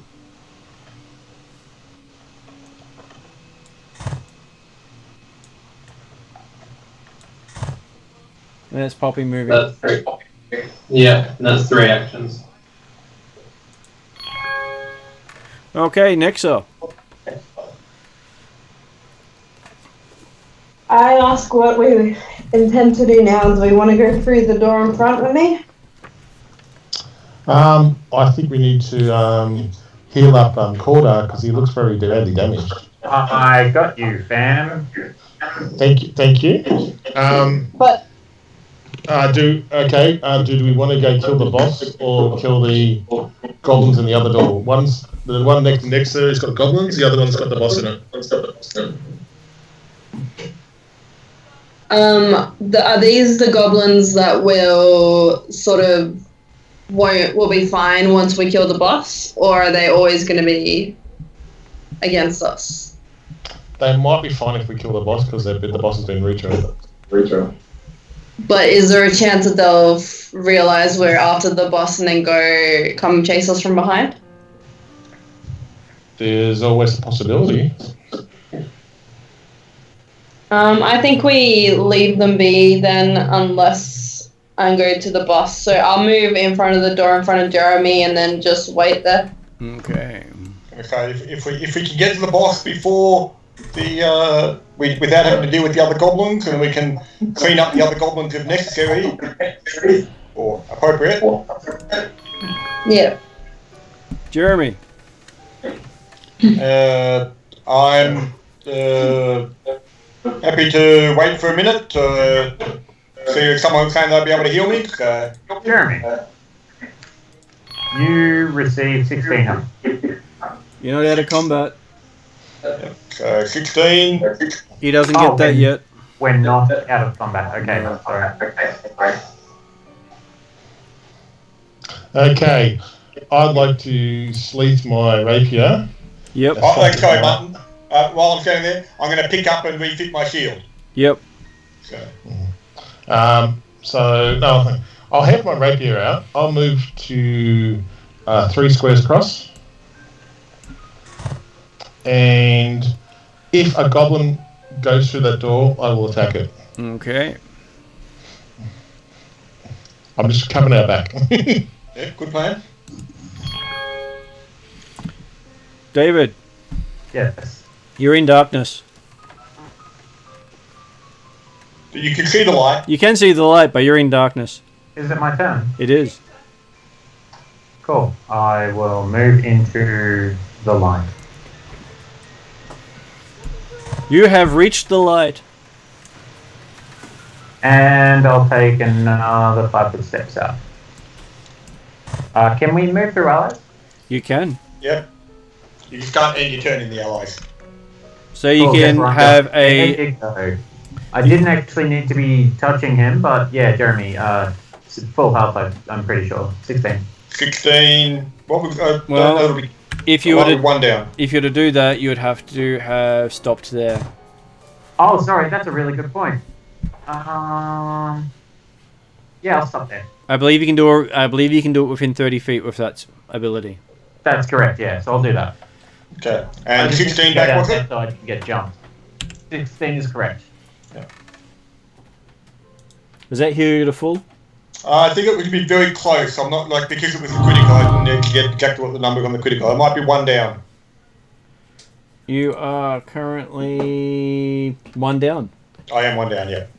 Quite precise. Actually helps that I can do that there as well. All good, yep. Okay. Again, because I haven't got the my normal tool up, okay, so hang on, yep, it's a bit harder to keep track of hit points. So. That's why I've been trying to do it on screen. All good, thank you. Okay, so that is David having spent all his actions. Correct. Poppy is in follow mode. What is Ethan going to do?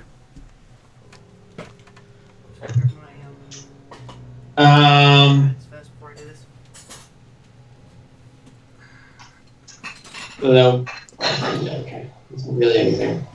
Cordark also asked him the question, does anyone know what those things were? Me no. No.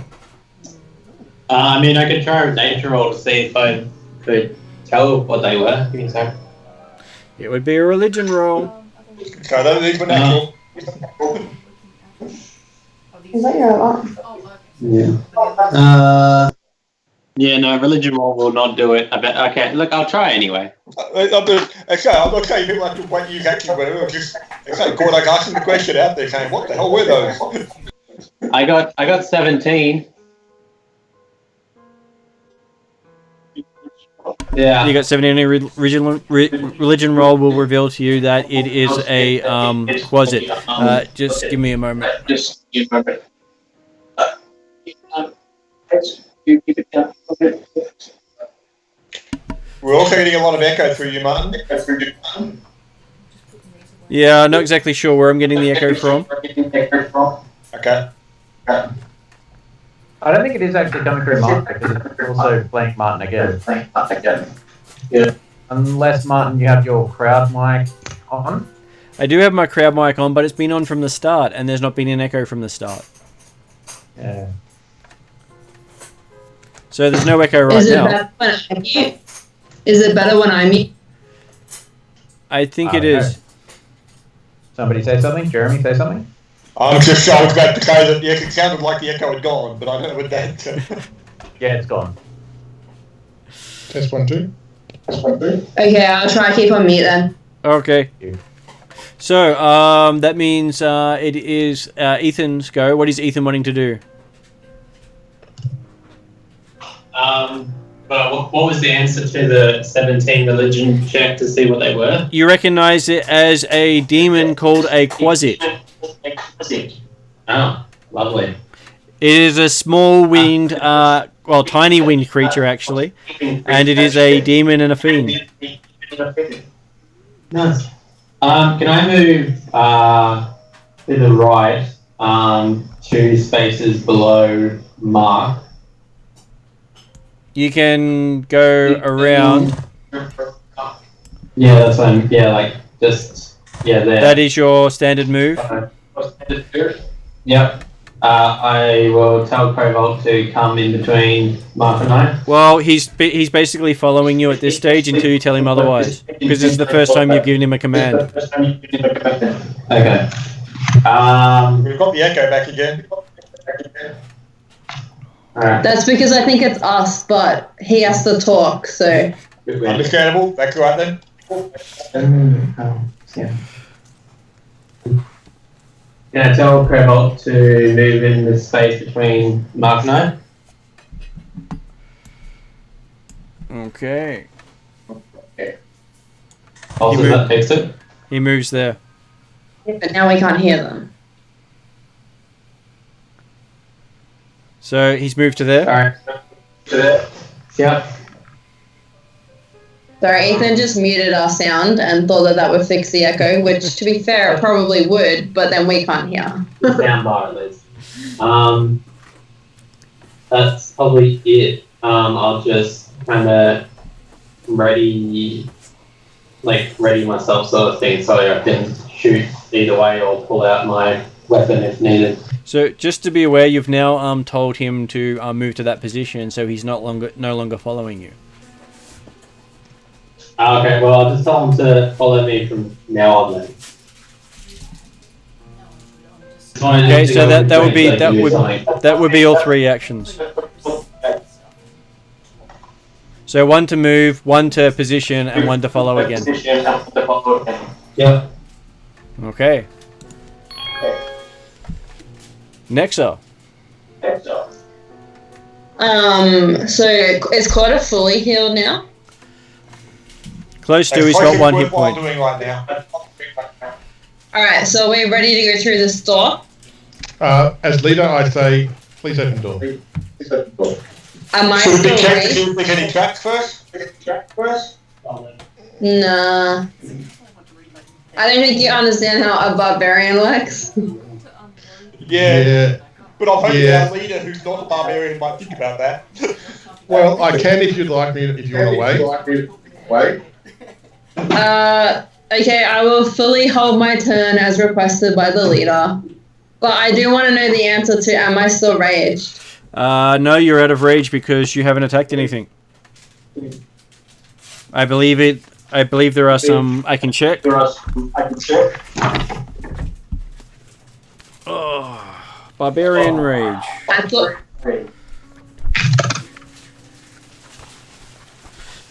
I remember too many editions, so it's good to make sure you get the right version of I it. mean, I've got no concern if the barbarian did just barge through as soon as they got the all clear. So this frenzy lasts for 1 minute until there are no enemies you can perceive, or until you fall unconscious, whichever comes first. As you cannot perceive any enemies, your raging has stopped. Okay, that's cool. So if the leader has told me to wait, I will hold all my actions. Yep. Okay, Korda. You might want to step aside a bit so I can get in there, or I will. Yep, I'll step back if the rogue wants to get in. Push him more out of range, but the rogue stuff's up too. So that you want to end there? That's fine, yeah.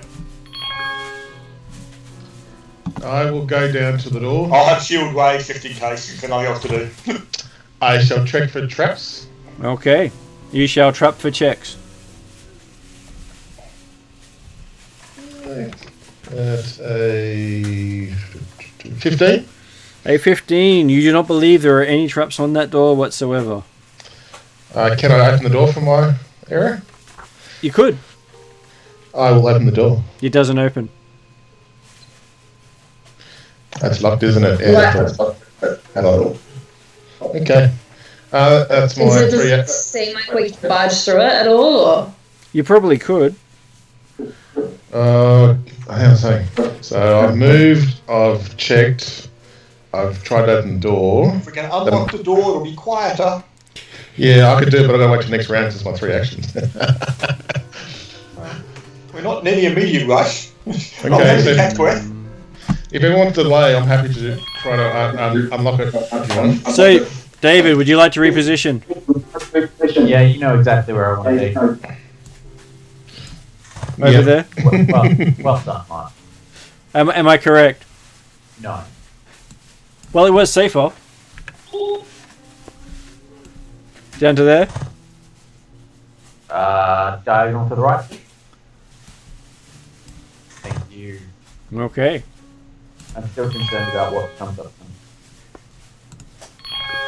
Assuming Dane is going to wait?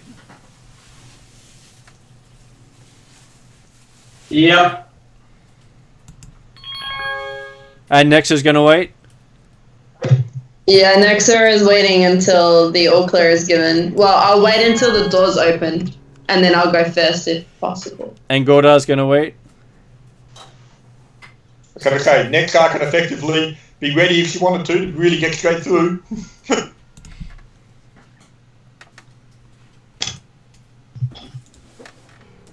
I can't really rage in preparation, can I? I have to wait until I see enemies.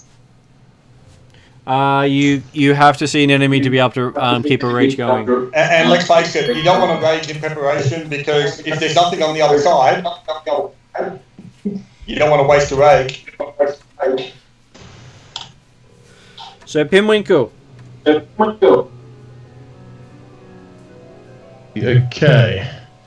Just making sure because I haven't picked a lock at all in this game yet. You may finish the session the same way. Yeah, I've got also the +1 theory tools. So. You got the invigilator tools, have you? Yeah, we picked them up as we went on the travels. So, thievery +1. Yep, okay. No other bonuses, is there? No. The +1 is a very big bonus. Okay. Spit in my hand, get my little Bruce, the thievery tool out, and I'll. So you spend an action getting out your thievery kit? Assume there's an action. I thought yeah, it must be. Okay. And then I will have her try to unlock the door. And you drop your rapier as a free action, or do you spend another action putting your rapier away? I dropped the rapier. Okay, rapier's on the ground. That's okay. Here we go. No, not too bad. That's a 17. So 17. It is a stubborn lock. You haven't unlocked it. Can I attempt another go? You have one more action this round to attempt. Yep. Okay. Well, actually, we probably have to wait another one because the disable device is actually a double action. Is 2 actions. It is 2 actions, yes. Oh, it is 2 actions, yes, sorry. So But hey, consider we're talking 6-second rounds. We can probably afford to wait 30 seconds while you're unlocking the door. Cool. Everyone's going to wait for him? Yeah, we're happy to. Okay, sounds like everyone's happy. So I'll go again. I'll try to unlock again. If you have 3 actions now. You can use 2 of them trying to unlock it. A natural 20. Natural 20. What does that give you as a total? 28. 28. Okay, you hear 2 of the 3 tumblers click. 2 of 3. Yep. Oh, okay. No natural 20, it was going to be 3 successes to succeed. Basically, yeah, a lot of locks you have to do multiple times in extra to unlock them. Oh, okay, I didn't know that. Okay, I've got 1 action left. I'll put my rapier in my sleeve. You got to spend an action to pick up your rapier because you dropped it. Don't worry about that. I'll wait till the next round. Okay. Again, I think we're happy to wait 3, 4, 5, 10 rounds if we need to. Okay, You've here we got time go. to put your rapier in there, fiddle around. We're not going to kill you immediately. Thank you.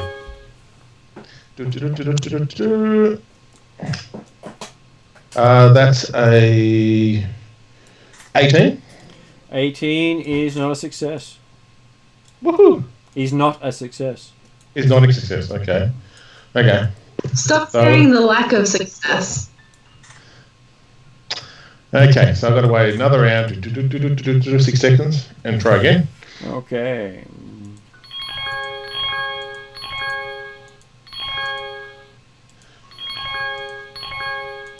There we go.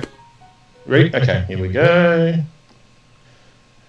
That's a 18 plus 7, 25. That is a success. And that It should be. Oh, so it's for complex locks. There's 3 successes. I've just read it. Okay, yeah, cool. Yep. Obviously, while we're waiting there, Martin, I'm working on the assumption that you were happy that we were watching to make certain nothing came through the other doors or down the passageway and stuff like that. So, I am happy for you to be alert, but not actually seeking stuff. yeah, happy. Okay. So Okay. I've unlocked the door. You have unlocked the door. With your next action, do you wish to pick up your rapier? I do. Okay. And then I suggest to Nexa when she's ready to open up the door. So Would Nexa like to go now? Sure.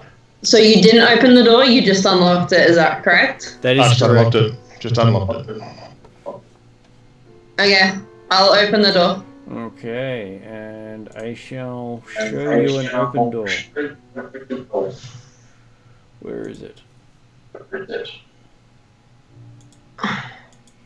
I can interact with the door somehow. That one. Oh well, I will just move you through the door. Is it free? So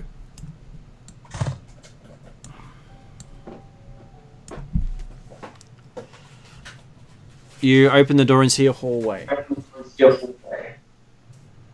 Okay. I will keep moving for my full 25 meters or whatever foot. That's your full move. What is the star in front of me? It is a statue.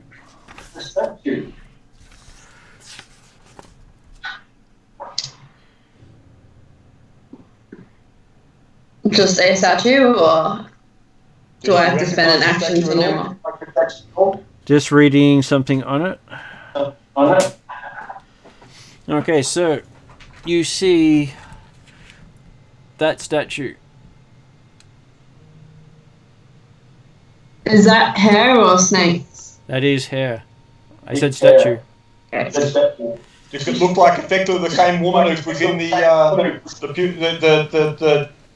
water chamber? It does. And as you look at it, you see the hourglass in its hand turn. And you need to now make a fortitude save. Oh dear. I got I think 21? Yeah. And the corridors around you seem to be filled with sand. Sand. Hmm. Swirling, Okay. choking sand. So, did you guys attack the statue before, or did you drop it? Was it just a small thing? No. There was a statue of Varisia that was crying into the pool, nice clear water. Then in the pool, Okay. there was an idol of Lamashtu which got smashed. Okay, and which one is this? Like the goddess of death and rebirth and everything. Like she's effectively a neutral god. Everyone dies, she accepts the souls. Whereas Lamashtu is a goddess of evil monsters and all that kind of stuff. Though And considering which no one one is else the one in is front of us? considering no one else is here, I think that Nexa is going to have to make a religion roll to figure that out herself. So I don't recall from the previous room. Well, you know the statue that was cut facing you was the same statue that was the main statue in the pool, not the idol. You see a statue. To recognize details enough to make that distinction, you actually need to make a check. It's not an automatic pass because you're not a follower of Pharasma. I think what I would do instead, I have one action left because I opened the door and moved. Yep. I'll probably just do a perception to see if I can hear anything. Okay. Roll with disadvantage. What's disadvantage? That is where you roll 2 rolls and take the worst of the 2. 20. Okay. No, 19. You hear the sounds of sand slamming into your eardrums as you're trying to listen around here. Because the sand is still flowing. Okay. I go, there's a lot of sand here.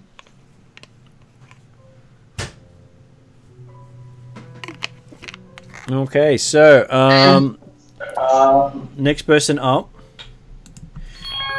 is Balath. Balath, you can see sand in the corridor in front of you, but not coming into the room. You can't see Nexa. Cool. You know what I do better than anything else? I react. I delay. You delay? Okay. Ethan.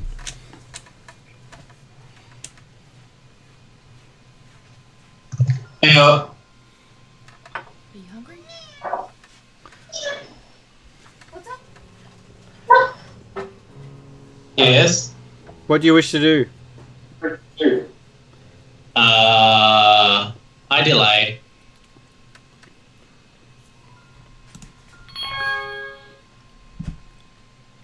Gorda. So how far is the sand apparently coming? Right up to the door.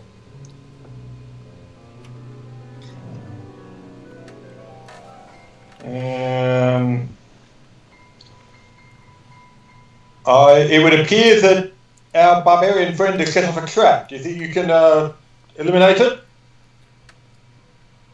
And Cordo is actually going to move up to the other door on the idea, well, maybe that's another passageway that we can get through towards it. But he's not going into it yet, he's just going up there.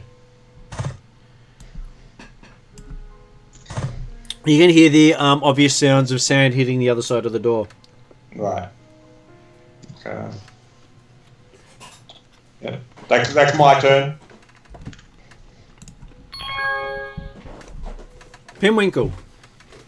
Okay, I will move 25 feet through the corridor, the sand corridor. I assume I have to roll as well. You will, and it's going to be fortitude save. Okay, fortitude. 17. Okay, so you successful. Okay. So that's 25 there, is that right? Mm-hmm.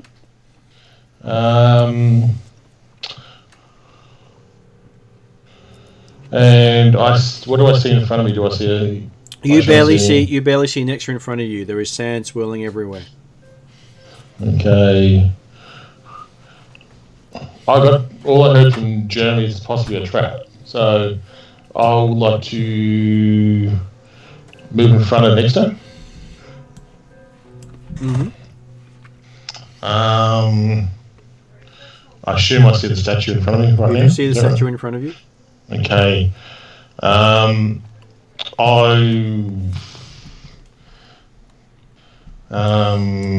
going to assume. I'm very much assuming here, isn't it?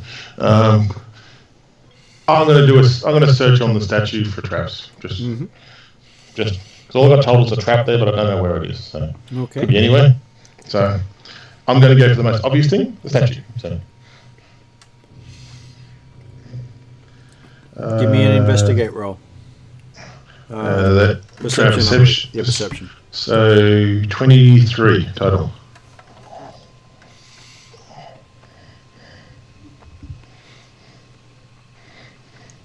Okay, you don't notice anything here that seems to be some sort of trigger.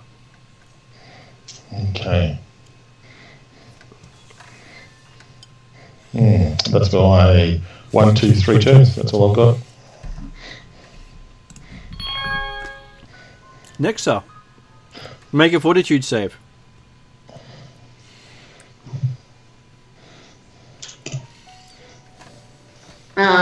Okay, I got a 9. You got a 9. Okay, you're currently choking.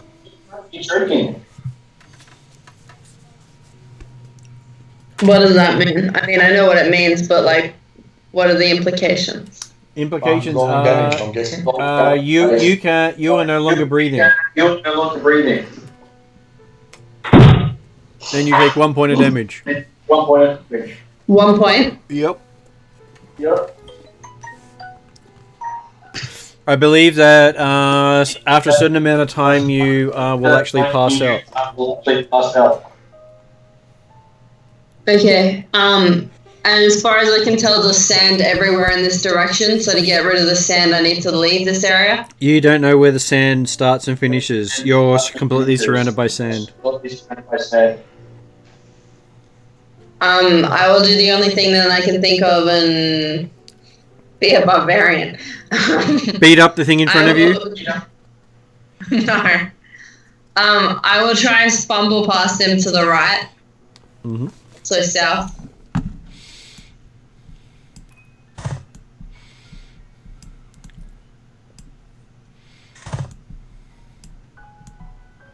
Yep.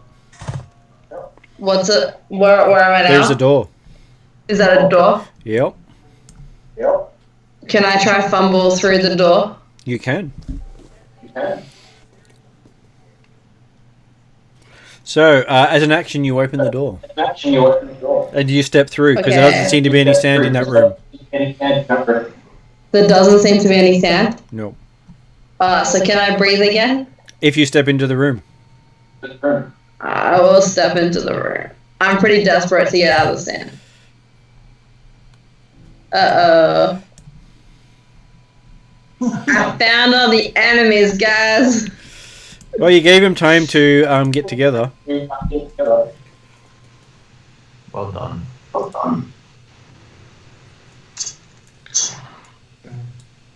I yell, help! Oh, it came virtually all at once now. So is that my actions? Or do I want my action? That is all your actions. Cool. Excellent. Okay. So glad that I have a terrible armor class. Belith.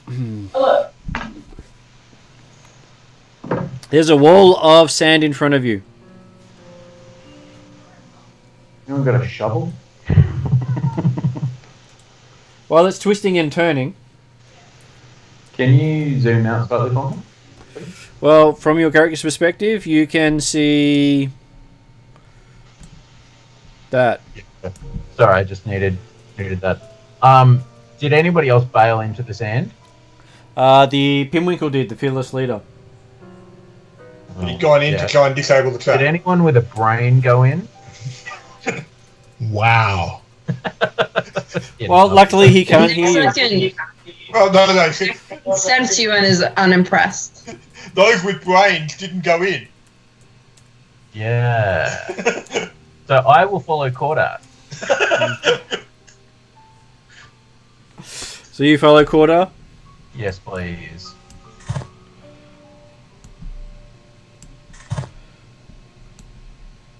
And you stop there? Yes, please.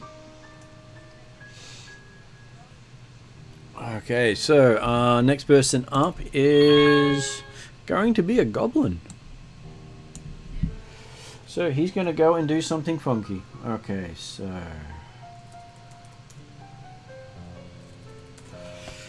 And what funky stuff shall this guy do? Shoot the goblin leader. Good idea. What a great idea.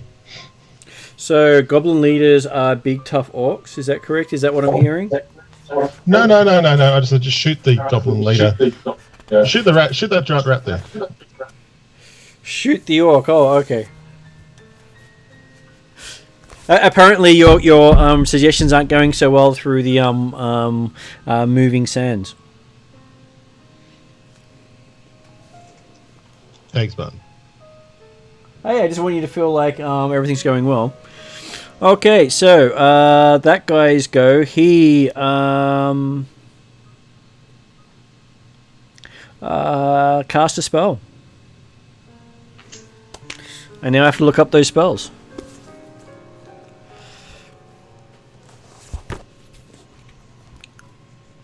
It's okay, he's not going to go for a big spell. Death touch. Nope. It's a goblin. Why would they have death touch?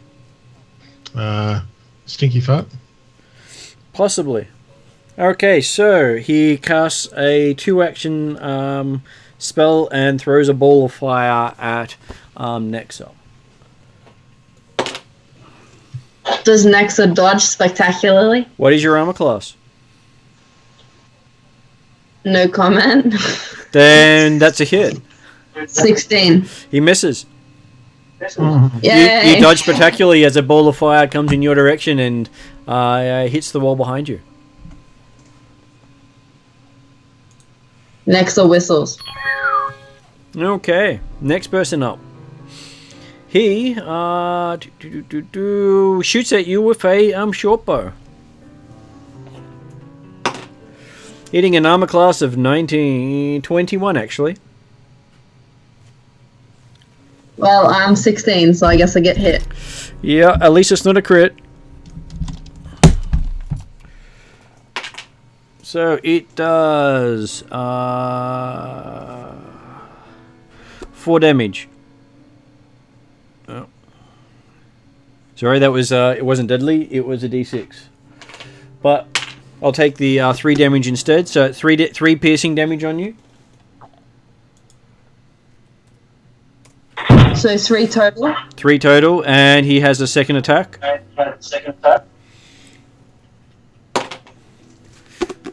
Apparently not so good on his second attack. So, you said your armor class was 17? 16. 16? Okay, so he almost critically fumbles. He decides to move back a bit and get some cover. I feel like I need some heavy armor. Okay. You're a barbarian. You really don't. You've got hit points. Right. I feel like I don't have that many. A little rat moves.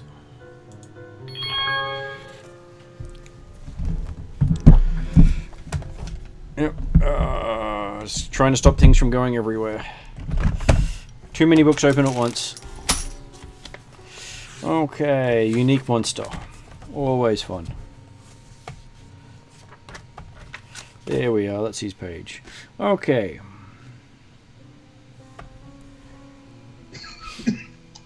He steps forward and attacks Nexa.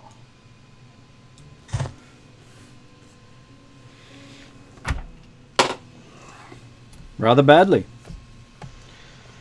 So that is an armor class of 14. And he has a second attack. Less cool. Okay, with his second attack, he hits a 24. No, 24. Okay. And where's my d8s? Oh, always have to be where I've hidden it.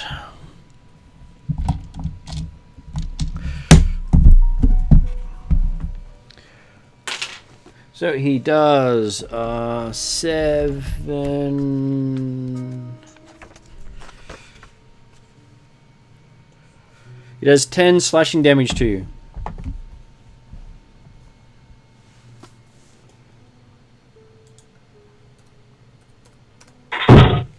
And that's the end of his turn. Am I an 8 now? You are on 8. Do you take half when you're raging? Half is a 5th edition thing, Gotcha. and it is our Fearless Dwarfs go. You have no idea combat's happening.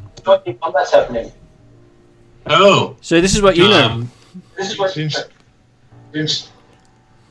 So the trap was stopped, yeah? Nope, trap's still going. There's still a wall of sand.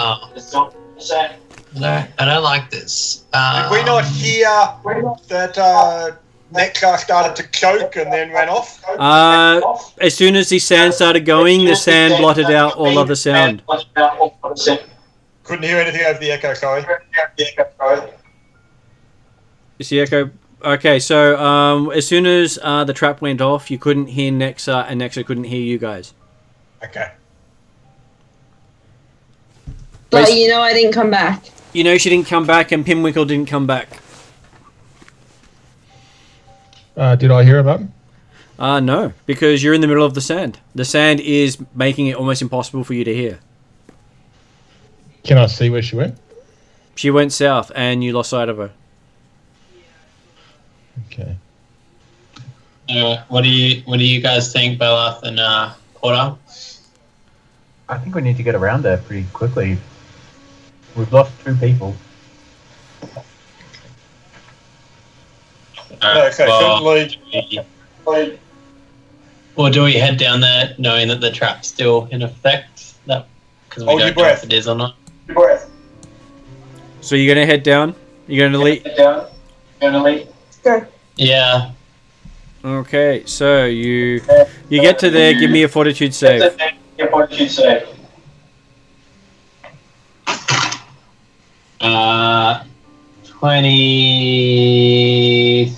Okay.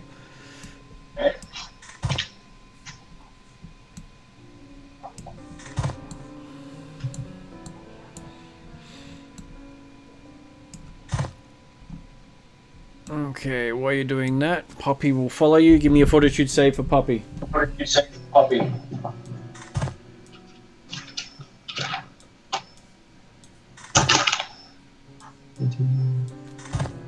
23.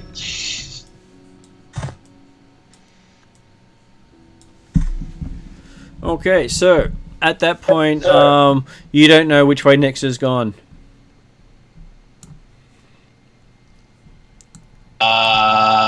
Wait, didn't Pinwinkle see? Pinwinkle saw, but you can't hear anything. Can I use a free action to point? And can he point? What's he pointing for, though? Well, if he points, then it's up to Dane as to which way, whether he follows the point. Can I have a map to see? Move it down a bit just to see. I mean, you can't see that. I know, but alright, I'll move down. Is Pinwimple pointing anywhere? If I hear something behind me, and it's not a goblin, I'm probably going to point where Susie is. If I'm allowed to. You can. Alright, I'll head down that way. Poking in real life, as in almost in the game. Okay, so that is the limit of your movement. Yeah. Have you still got one action left? No, that includes his interaction finding out which way Nexa went. Oh, okay. It's not free actions. Okay, so who are we on next? I believe it's one of these guys down here. So he's going to shoot at Nexa. Is it not my turn yet? Nope. It hits armor class 17. No, not 17. 15. That's a miss, isn't it? Excellent. He shoots again. Hitting armor class 16, I believe. That's just a hit. Okay, so he is doing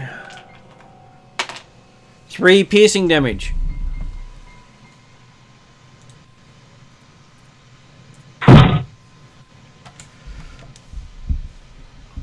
And then he also moves.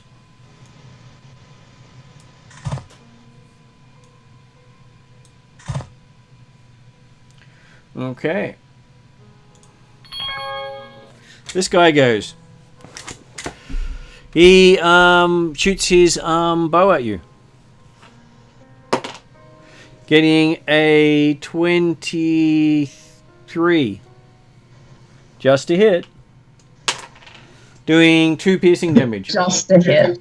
Hey, it's not a critical hit. Just a hit is better than a critical hit. And he has You a... said 2, yes? I'm on 3. You are on 3 out of 22. He attacks a second time. Missing. And he retreats to behind the statue.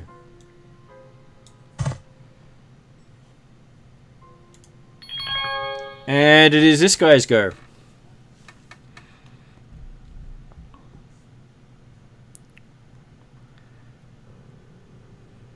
He's going to also shoot at you with a bow.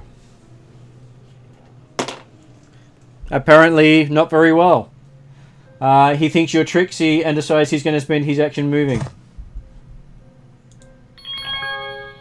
Yes, I am very tricksy. You are very tricksy. And he's the smarter of the goblins. So, Jeremy, you're up.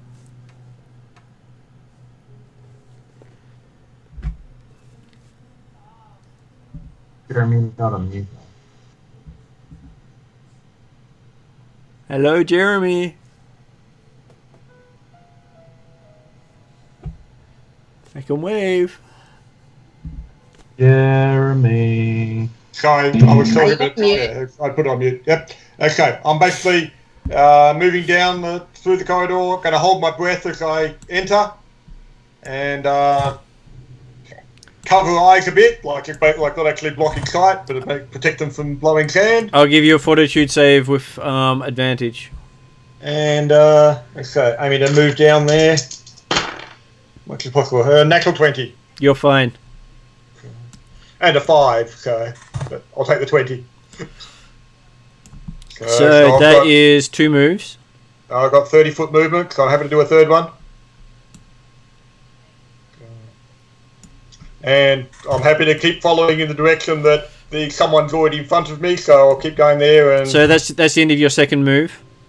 End of the second move, is it? Okay. Yep. And you can see the sand stops there, and there's a room full of beasties with Nexar with many arrows sticking out of her.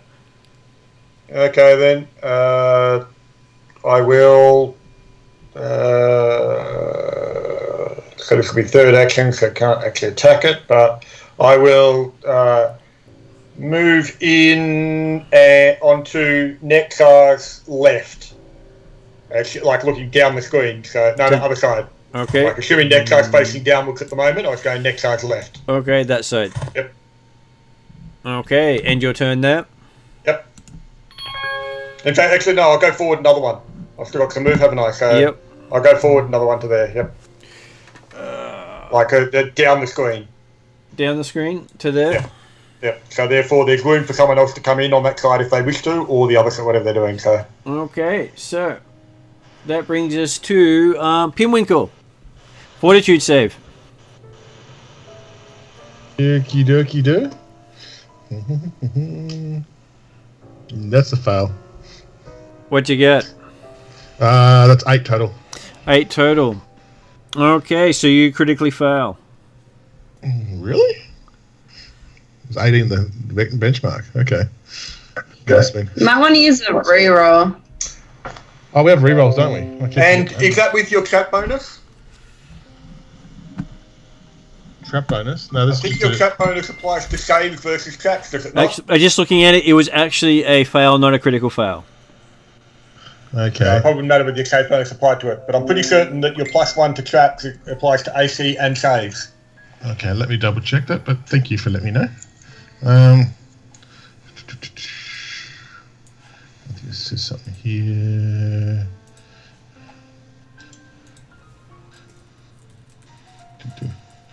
Okay, so anyway, I've failed, I'd say.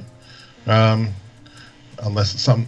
Yeah. Yeah, okay, you certainly failed, but it's not a critical fail. That's probably the important bit right now. Yep, saves against traps, yes. That is right. So I get a +1 against traps. So you take a whole 1 damage. No! I should be 15 then. Okay, after seeing Jeremy run through... after seeing Cordar run through, I'll run through, but I'll go... When I get the door, I see somebody with arrows in front of me. I'll go the other side to where Jeremy went, so the right-hand side, is it? Yeah. Just diagonally, yeah, so just there, yeah. Yeah, you can't actually diagonally go through. You can't go through corners. Okay, cool. So would have gone down and then that side. Yep. Did I proc any AoEs at all, or not? Just looking. Thanks for reminding me. Oh, got to stop being nice. Solid effort. You had one job. No, you did not provoke any attacks of opportunity. Okay, well, and I see one side diagonally, I see a rat, and the other side, I see a big hobgoblin, is it? It looks like a hobgoblin, yes. Okay. Hobgoblin and mini goblins and a rat.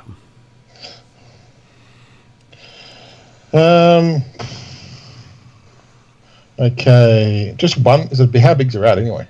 He is I think he is small size. Small size. Might even But that be still tiny. makes him a bloody big rat. Yeah. Is related to the Digliana the cat. Okay. I'm going to stab the rat. Stab the rat? Yeah. Let's see how well you stab the rat. Okay. Unless it's a very, very frisky rat, it got 25 to hit. That will hit. Okay. The rat's not flat-footed, so that doesn't make any difference. It's 1d6. That's 6 points of damage to the rat. It goes down. Okay. I'm on a roll here. I'm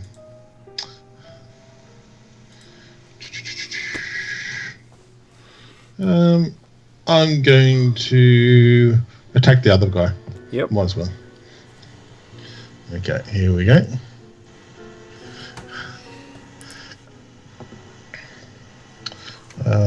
That's a 17 to hit. You miss. No, I miss. Okay, that's all I've got, I believe. I can't think of anything else. No. Yep. Cool. It's my turn done. Okay. You are done. It is our mighty barbarian's turn. Would you like to rage? Yeah, I can do that without provoking, can't I? You can. Alright, cool. I will rage, and then I'll attack the dude in front of me. Yep, I'm just confirming everything about the rage for you, so... Yeah. Just so you know, I have a rage that is Fury Instinct and Accurate Vision and Moment of Clarity. Acute Vision and Moment of Clarity. Yep. Which gives you... I believe it gives me +6 with melee weapons. Which is good. From damage. Have at you for your attack. I got a 21. 21 is a hit. Excellent. Okay, wait, I need to find more dice now because we haven't got out. So I need 2d12. This is a d12. So if we really needed to, I can actually use a dice roller. No, it's more fun. I found my rolls. It's okay. Oh, good. Well, I rolled a 12 and then I rolled a 2. So that is 14 plus 4 on strength, which is 18 plus 6. So 24. 24. What kind of damage? Presumably slashing. Is it magical or it's a magic weapon? It's sweep and striking. So it's slashing. Is it slashing damage? Because the weapon type specifies the damage. What weapon My are you weapon using? I wrote down. It's a great axe. I wrote down slashing. striking. Yeah. Okay. And is it a magic great axe? Yeah, I have got it S covered. It's a great axe +1 striking. Yep. Yeah, Okay, it's a so magic great axe. each type of weapon will either do piercing, striking, or bludgeoning, and that one does slashing. Yeah, I can see the little S colored in now. Okay, so you do. How much did you say it was? 24. 24.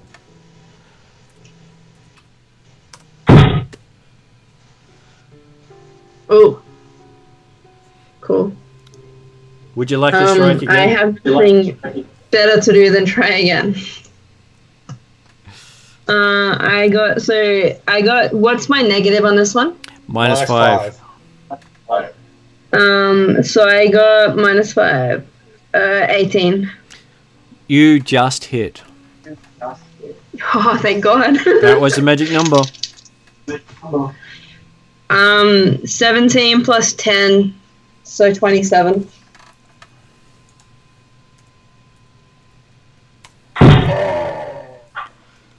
Yeah. I will give you a free intimidate roll. Woohoo. 14 plus 0. Unfortunately, not very intimidating.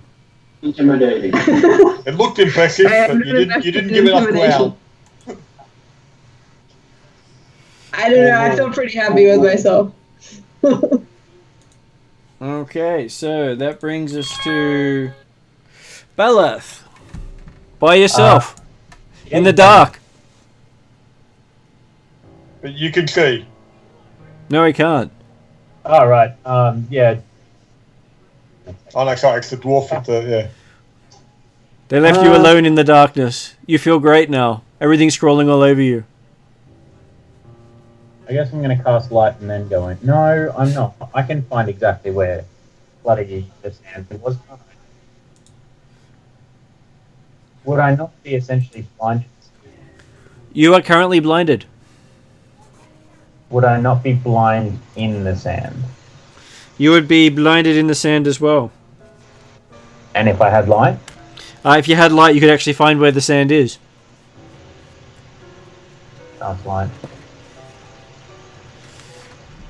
There's just the drip, drip, drip of water. Yeah, I cast light. Okay. For some reason, I didn't have any light source on you. It disappeared, but here we go. That's right, because I deleted you.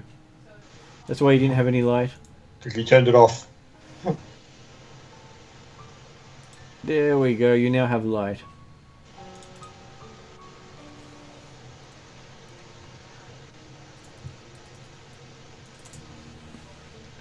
Okay, so that is one action, I believe, to do that. Correct. And you want the fortitude save when I jump in? And you want to go south and jump in? Yeah. So, fortitude save. 19. 19, you're good to keep going. So, that's one move. Yeah, I'm going to keep going. That's your second move. Keep going. Oh, yeah. Well, he kind of got two moves, hasn't he? That's right, he does. So you're stopped there. You can't actually continue. Yeah. Okay. It is his go.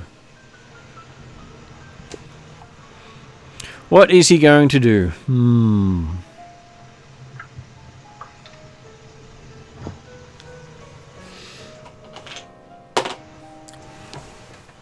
He puts his hands up saying, I give up.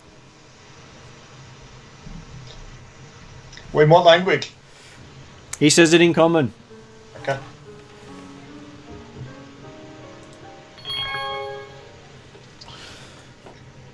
I mean, they say Cordar speaks Goblin, but I'm not certain whether I would even say he might have misunderstood.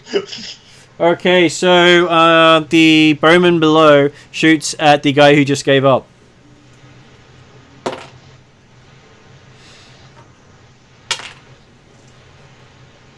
Ouch.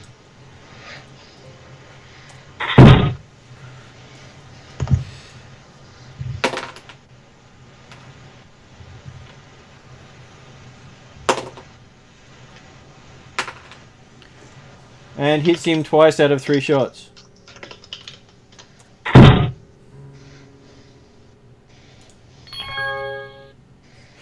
Okay, it is now Dane's go. You've got to make a fortitude save for yourself and for your puppy. Alright. 14. 14 for Dane. You're choking. Taking 4 Great. damage. Love it. 4 damage. My god. What about puppy? 25. Puppy's fine. Yeah, puppy is fine.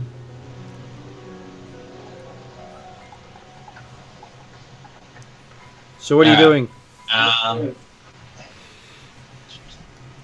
suppose I will move into the room because I'll stop choking them, won't I? You will stop choking once you enter the room. I'll enter the room. Puppy will follow me behind anyway because he's still following me.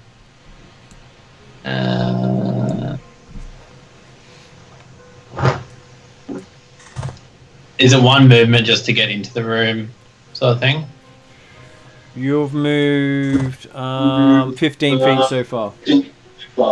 Can I move one more space to the right? You can. Draw my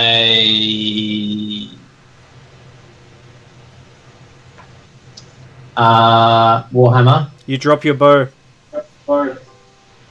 Yeah, okay. because you had your bow already drawn. Yeah, I know. I'm not going to shoot someone in the face like this. It's not Mountain Blade. You can with your I short will bow. hit it. I will hit it with my Warhammer. He has his hands up. He's got a weapon at his feet and he chopped his hands up. Okay, make an attack roll. No, it's fine. I won't attack him. That. Okay, I'll put my Warhammer away and I'll pick up my bow again. Unfortunately, that's the end of your turn. Your bow's on the ground and your Warhammer's in your hand.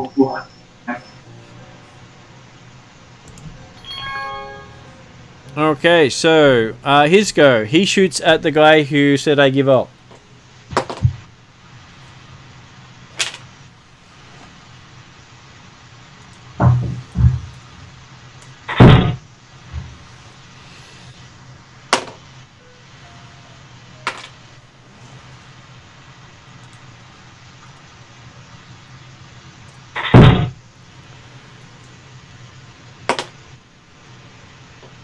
Okay, so not good to be that person right now. He's been hit by about 5 bolts. Back in a sec.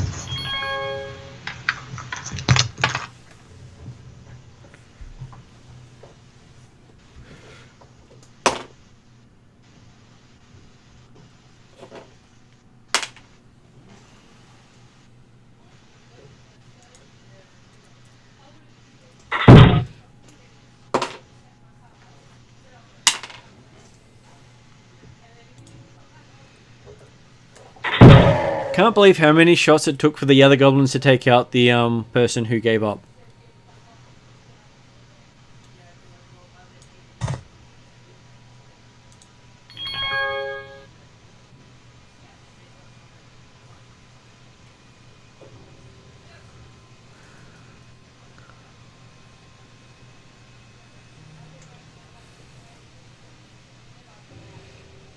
Okay, so the next one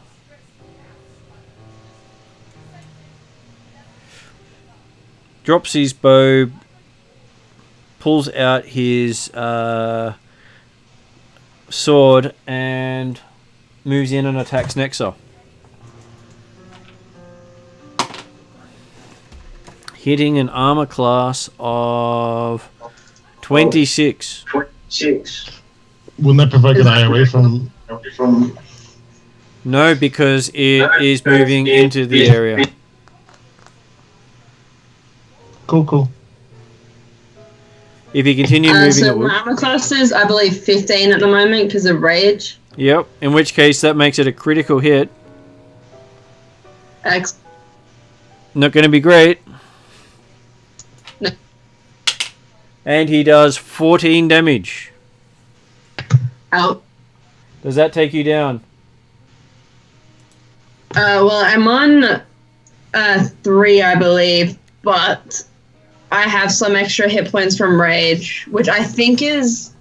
It says extra hit points, temporary hit points equal to your level plus your con modifier, which is, I think, 1 + 2, because my con modifier is 2. So It's still going to be more. It's still going to be not enough to make you not 14. So. But does that mean I have 6 minus 8? So I'm on 6. Does that mean I'm on -8? No, it means you're on 0. Oh, well, I'm definitely on 0 then. That's right. But you also take 2 death saves. You're on 2 death failures because it's critical to took you down. So what does that mean? You have only 2 failures to die. And if you get raised up again, you take the wounded 2 instead of wounded 1. What is wounded 2 That or just 1 means mean? if you go down again, you're going to die faster. But that's only in the near future, right? Okay, at this stage, you're on death 2, you're unconscious, we'll sort out what happens next. Okay. Okay. And I'll make a note of that. So... Sorry about that, guys. It's okay. Next person up is Gordar.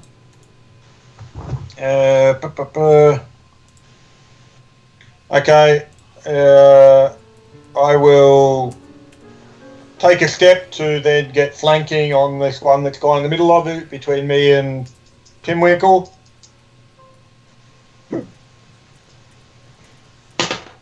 And then attack AC 19. That is a hit. Yep. We're flanking. For 11 points of damage. Magical slashing, or like slashing from a magic weapon. And then I'll have another shot. 11, 16. We're flanking, you succeed. For another 9 points of slashing damage, the +1 bastard sword. Okay.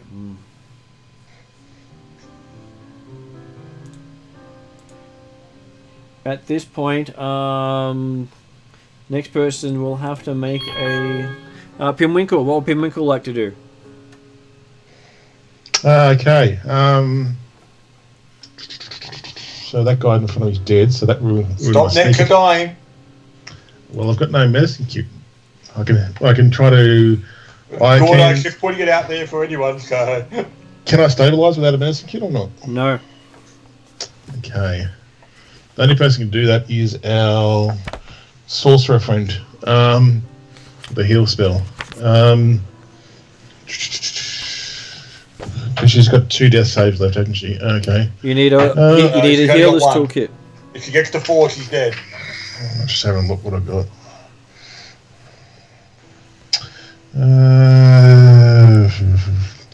No, all my things are damage, like Tanglefoot Bags, Thunderstomp. I could kill her, but I can't save her at the moment. You might want to move. Potentially, you could move to ensure that something else doesn't move in and try and hit her. Yeah. So what I'm going to do. So what I'm going to do, Martin, is move cross to the right 1 and down 2 into that corner. Cross to the right 1. No. Sorry, cross to the left. Sorry, my apologies. Oh, I'm thinking from down 2. And down 2. Drop my rapier, get my hand crossbow out. Yep, so that's 2 actions. Is it 2 actions? Yep. Okay, and that's all I got. So. Do you want to spend a 3rd action to load your hand crossbow? Well, I can't. Oh, yeah. Because getting it out doesn't load it. No, that's fair enough. I keep forgetting that. Yeah, I'll load it. Okay. That's the end of your turn then. Yeah. Okay, Nexa gets to make a recovery check. So your DC is equal to 10 plus your dying value, making it 12. You make a flat check with a D20. No bonuses added to this check at all.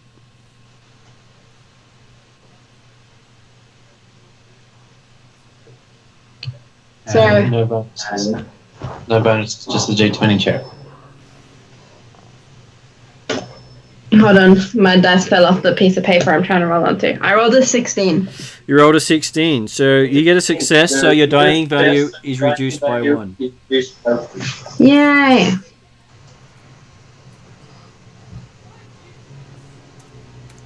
Okay, so that brings us to the next person, because that is your entire turn. Balath, you get to make a fortitude saving throw. Yay. Can't wait to fail this at the wrong time. Uh-oh. 13. Would you like to use one of the 2 remaining rerolls? I would. 23. You succeed. You move in? Yes. Okay, so you move into the room. Yes. You can see 3 goblin archers. Do I have and an action left? And there is a unconscious barbarian behind you. Do I have an action left? You have 2 actions left. Okay, so did I enter from the north there? You entered from the north. Okay, instead of being on the other side of the barbarian, can I stand on the barbarian, please? Sort of, sure. It's unconscious. Yep. Wow. Do you really want to give me that sass? I'm unconscious, there's no sass. Exactly right. There's no sass, because you know what now is? Now is you getting 10 hit points back. Thank you. I also try and hide behind the now semi-conscious body. Okay, give me a sec. Did you want to actually go there so it's actually easier for me to manage? Same effect. I'll be honest, I want to be nowhere near... Oh, hang on, that's Puppy. That is a good spot. You're further away from. You've got cover from the statue. Yep. No, I'm good with that. Sorry, I misread the map. All good. Hang on a second, I just need to yell at my dogs. Okay, this guy puts his hands up and drops his bow. Say, I give up. You see one of the ones that shot at one that already gave up? Yep.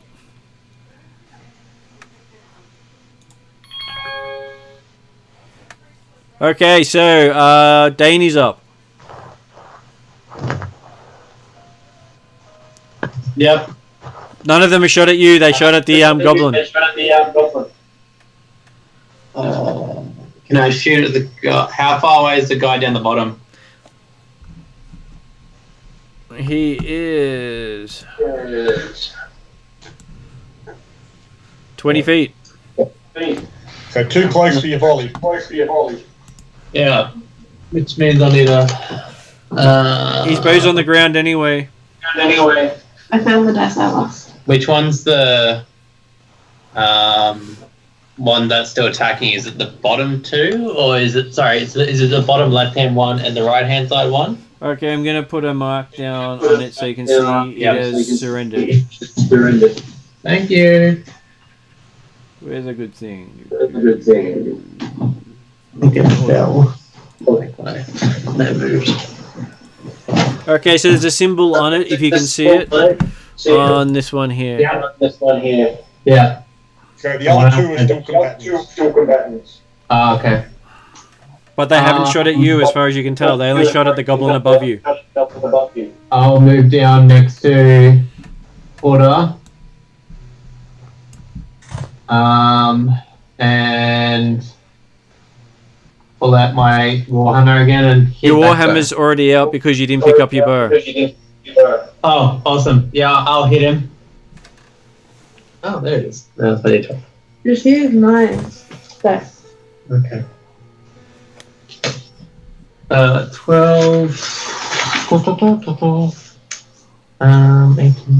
18. That's a hit. Wait, my D8. Let me just get a. What's the D8? Sure. Okay. 4. 4. 5. 5, sorry. Not bad. You're still going. So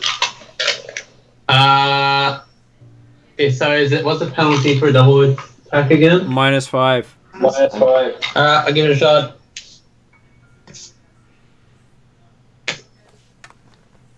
Cool. Yeah, 8. -5. -5. 8. So you got a 3. Okay, so what bad thing would you like to do at this point? Because you've missed. You're critically fumbled. I don't know. Bad decisions. Okay, bad decision. Roll damage. Oh, fuck, here we go. Is it, what am I rolling, like a D8 or what? Your weapon damage. Yeah, lovely. 3. 3. Yeah. With your bonuses? 4. You hit Puppy for 4 damage. Aww. I make this so sad. Oh, I should have used Puppy to attack. Fuck. Well, you got Puppy following behind. You got a little too close in your backswing. Yeah, okay. I'm not fun. Maybe you gave a toy to Bucky. Okay, we have a goblin who feels very confident. And he shoots at Dane. Hitting an armor class 26. 20 what? 26. Mine's 19. So at least it's not a crit. Yeah, that's true. And he does 5 points of piercing. Alright. He shoots at you again. He hits armor class 19. Mine is 19. Does that mean it technically hits? It does. Yeah, okay. Obviously, this goblin's a dog lover. He didn't like you hitting the dog. I don't like me hitting the dog. He does another 2 damage. And he shoots again. What? He has 3 shots. Yeah, okay, fair enough. And he misses, and the arrow strikes the statue behind you. Oh, yeah, nice. I think it's on the side. Okay, we'll get it back. The guy beside you surrenders.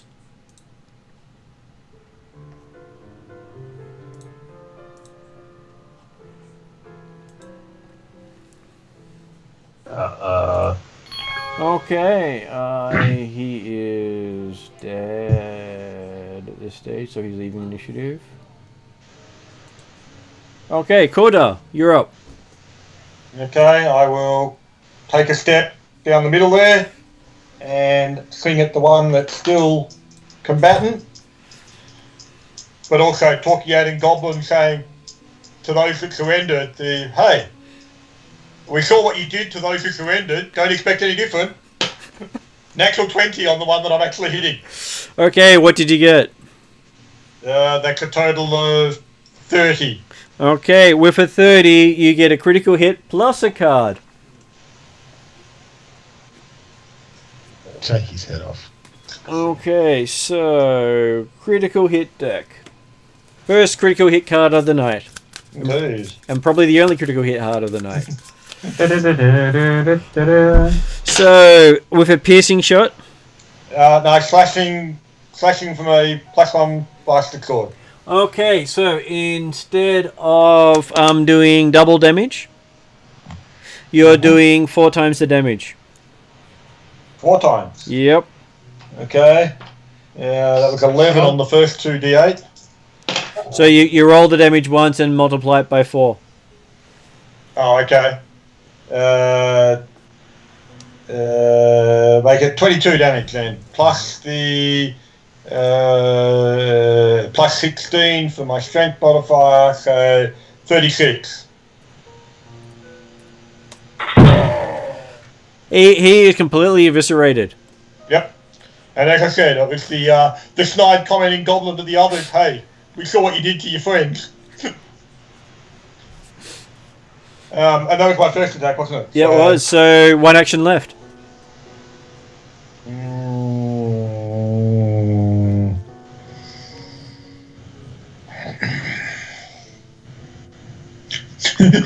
I'm tossing up because Corda hates goblins, but also doesn't like attacking an unarmed man, even after making the threat.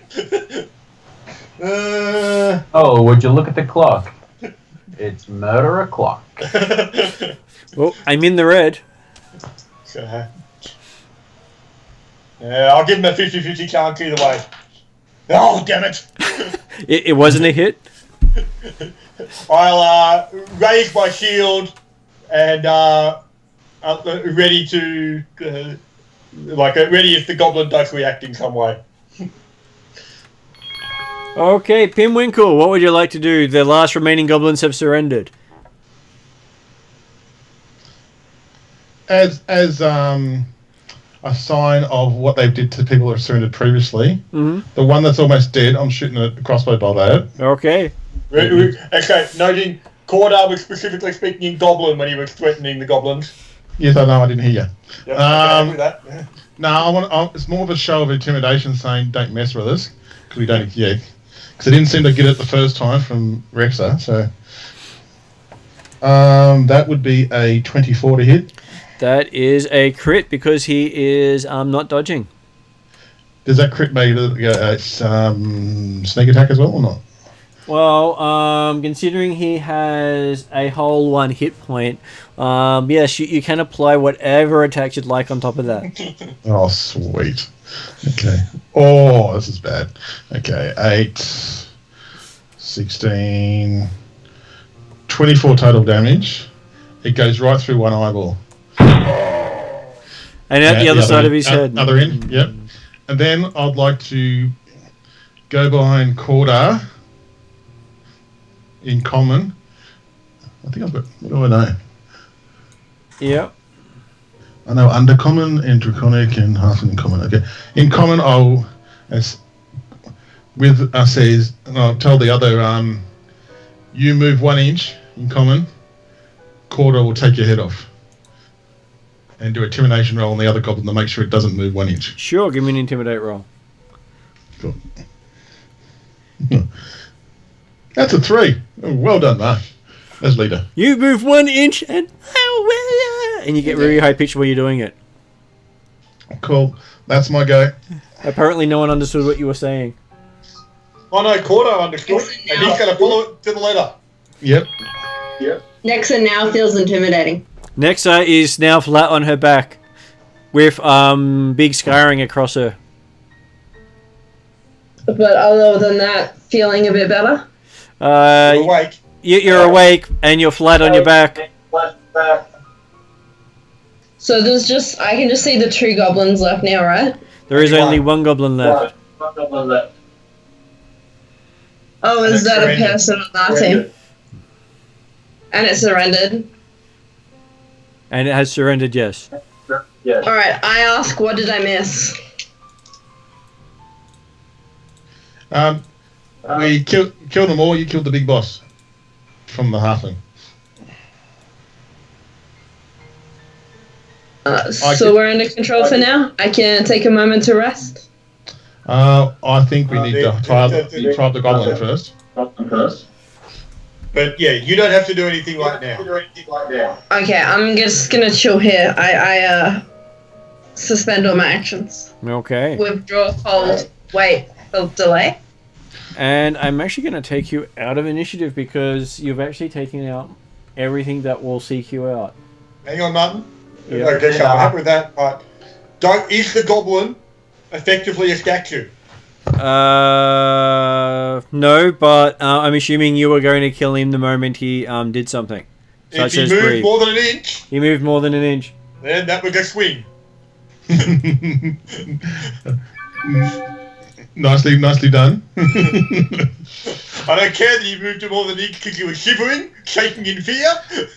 No, you've taken the direct order from the leader. It And makes he sense. goes down. And I go, and I look over and I see him move, and I go, oh shit! And I know that all of a sudden, Cordell's got his sword out and whacked him across, took his head off. It's like, well, I did tell him if he moved an inch. So you do notice that this room may have. Oh, which room are we in? We're in. You're in room 10. Room 10. Description. This room may have once been used as a shrine long ago. Its contents are now a ghastly mockery of its former purpose. To the south, an altar upon a raised dais is surrounded by mosaics depicting a stern woman with long flowing white hair, all of which has been slathered in filth and gore. The whole area reeks of decay and cloying, clotted blood. Okay. The first thing we would like to look for, I want to go over to the big boss, Mm-hmm. and I want to look for the Star of Desna. He does not seem to have it on him. Okay. And you look him over, he is not a hobgoblin. What is he? I suppose, does he have a mask or something like that on, or? If he did, it's not on the floor anywhere. Okay. What does he look like? Is he human, or is he? Do I see the race at all? Give me a Arcana check. Arcana. Getting the guy who's still alive. Oh, he killed him. Oh, So- right. Jeremy finished him off. Yeah. Yeah. Jeremy took my wording to letter. Because, he was fighting for himself not to do it anyway, so Actually- I was happy to follow orders. Well, Jeremy, I was looking for a chance to act because I was going to shoot him with a crossbow. Oh, I think so at the same time you both saw him move, a crossbow bolt through the eye and a head cut off with a sword, I think. How's that sound? That sounds good. Arcana, hey? Yep. Oh, okay, I'm actually trained in Arcana. That's unusual. 14? 14. Okay. You don't recognize what he is, but you believe he's an aberration. Aberration. Mm-hmm. And on him, you find his longsword is well made. He has a set of keys. He has 2 healing potions and a silver religious symbol of Pharasma. And he has well-made studded armor. Okay. I'm going to write this down, guys. Hang on. Studded armor. Does the well-made studded armor fit me? It would fit you, yes. Fit a medium creature. You'd be Studley. Sword. I would be stunning, did you say? Studley? And there was a symbol of the evil god, wasn't it? No. Silver religious symbol of Pharasma. Pharasma is the goddess of birth and death. Okay. Okay. She's the gatekeeper of all souls. And apparently we're in a Pharasman temple at the moment. And you are in although a it's temple. been defiled. Okay. And about a minute or so, basically a minute since Nexus set the trap off, the sands stop whirling around behind you. Okay. Was there anything else on him? Because I've got the armor, sword, healing potions, and symbol. Yeah. Was there any money on him at all or anything like that? And the keys. Don't forget the keys. Keys, okay. Now, the other important creature there was an archer, like a hobgoblin archer or something? There were 3 goblin warriors, a goblin commando, and a goblin pyro. The goblin pyro was the first one to surrender. Okay. I would ask that, can everyone search the goblins? We're looking for the Star of Desna, guys. I will. So if everyone wants to roll investigation rolls, and so perception. We're just looking for the Star of Desmond, see if we can find anywhere. I'm not any useful. I only roll a 3. So 9. 9. I got a 14. 24 for Pinwinkle. And 23 for Corda, for perception. Okay, having a good look around, you find that the Goblin Warriors, which were 3 of them, had a dog slicer each, leather armor, and a short bow. And they had about 4 to 5 arrows left each. Okay, yep. All of poor quality.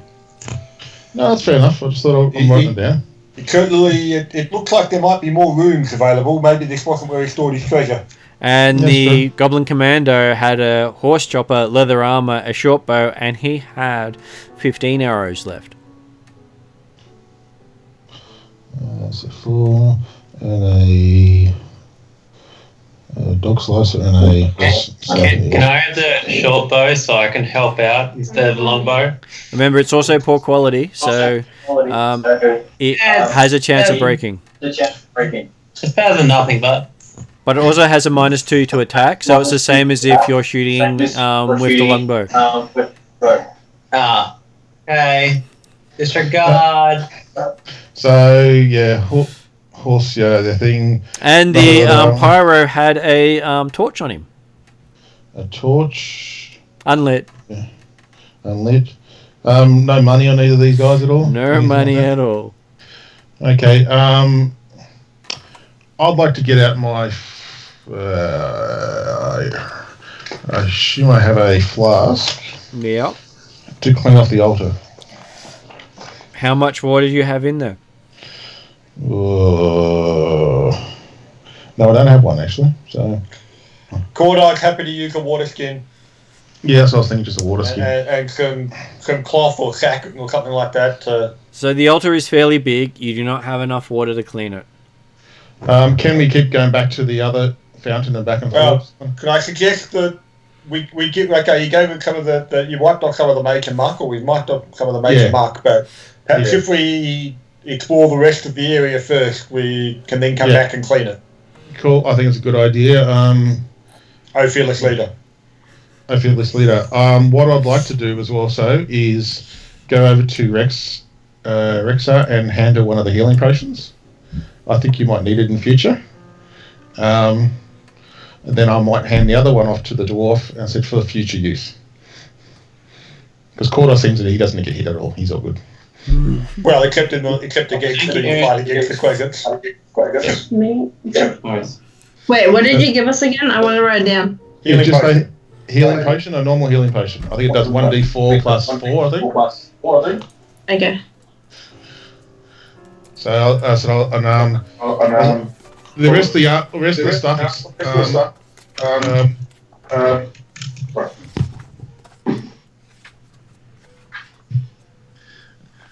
all the goblin equipment I'm going to just leave in the middle. I'll hand the torch to someone who would like the torch. I'll hang on to the keys, and I'll hang on to the symbol as well. Mm-hmm. Rest of the stuff you can just put in the pile because it's all just goblin stuff. If you really want to take a short bow, you can. We've got 4 of them there, and if you want to get arrows, you certainly can take them as well. There's about 30 arrows you can take if you want to get any spares. And I might. So I think that's about it. We haven't searched the room yet, have we? So the healing potion, when you use it, will restore 1d8 hit points. So this is your Pathfinder 2, not D&D 5e.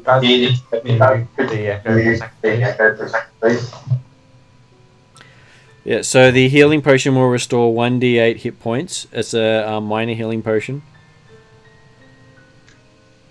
And so that means you have 2 of those. So each of Dane and Nexa will each have 1.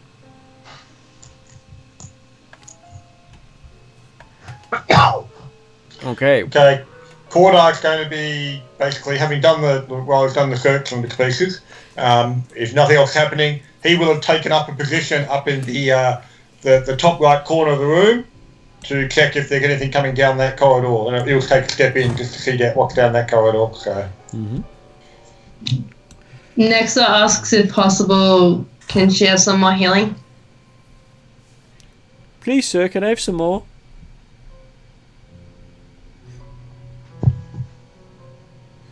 What does Beleth say? No. Does Beleth have a healer's kit? Yeah.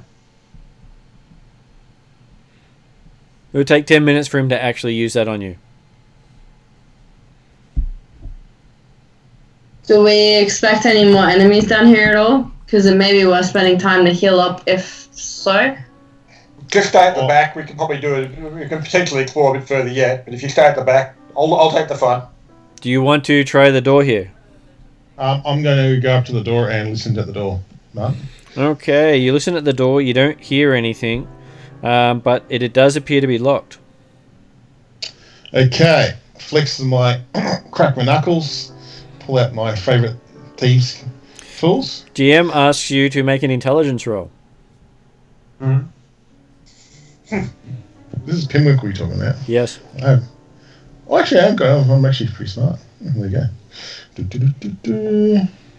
At 21. How do you go? There you go. Pinwinkle pulls out the thieves' tools and goes, "Oh, what an idiot." Pulls out the key set that he just found and sticks that in instead. Pinwinkle's going, yes, that's right. I do remember I got the keys. So, okay. And it unlocks first time. Click. Wow. It's amazing when you have the keys what you can do. Anyway. Well, no, but okay. If that had been a lot of my thieves, that would have been a case of, yes, ostentatiously picking out the thieves' tools and then surreptitiously using the key to unlock it really fast. That's right. That's what I really do. So... The guy didn't work on corridor because he grabbed the corridor and didn't show what you did. Okay. So I've opened the door. What does it look like in there? Does it look like a storeroom or something? Looks like a that, passageway you can't see because you don't have night vision. Okay, can I get my Pathfinder out? And I'll light up. Unfortunately, you don't have a spare Pathfinder in your backpack. Your Wayfinder you might find more useful. My Wayfinder. So, Wayfinder. I've got to get the wording right. My Wayfinder, please. Okay, that's a completely different kettle of fish. Okay. I couldn't help it. I had to follow with it. That's fair enough. And I want to squat. As I said, I had a feeling this might be a storeroom or something, but I'm not sure. And okay, beyond the door is a short hallway that leads to a flight of stairs, ascending into a small chapel. This space is perfectly still and spotlessly clean. A stark departure from the grime and filth that has marred the rest of the complex. I yell out to Cordor, I think we might have to go down here. Okay, I'm happy to... If there's still... I'm not hearing or seeing anything coming down the corridor that I'm at, so I'm happy to go back and lead the way towards this. And I'll go down there with him too. So as soon as I see that this area is clean, I'll make certain I wipe my feet before stepping up. Good idea. So we see so it's like a little church kind of thing. Is it a little? It is a pedestal chapel here with a book on top of the altar. The book is called "The Bones Land in a Spiral." Okay, who's a religious person around here? Because I'm definitely. Give us a look. Hey, our famous healer. Settle down. Okay. 19. You recognize that as one of Pharasma's sacred texts. Oh, this is the nonsense with this Erasmus stuff again. It's a sacred text. And looking at it, it appears to have the proper words to say when sanctifying a passage to Pharasma's realm. And if the prayer is uttered over a shrine, it will cleanse the shrine. That chuckles a little bit. There is also a bowl here with holy water. Do you glance in it? Yes. Okay, glancing in it, you see yourself a little older, a little leaner, a little more muscular, and traveling through a desert you've never been to. I relay the information to the party and. And you see some of the other party members traveling with you, but not all of them. Corda, I'll have, when he says what he saw, I'll have a look in there and say, what the? Yes, apparently you do see Corda, yourself, and Nexa traveling together. And I go, Oh, good. Corda quietly, we got rid of Pinwinkle. Pinwinkle has a look himself. Pinwinkle sees He's nothing. all alone. So go, Martin. Pinwinkle sees nothing. He has no future. Sitting next to it, you notice at this stage as you're looking in, there is a dagger sitting on the altar. Mark loves daggers. And it is a Pharasman dagger. Do you want me to pick up the dagger, guys? Yeah.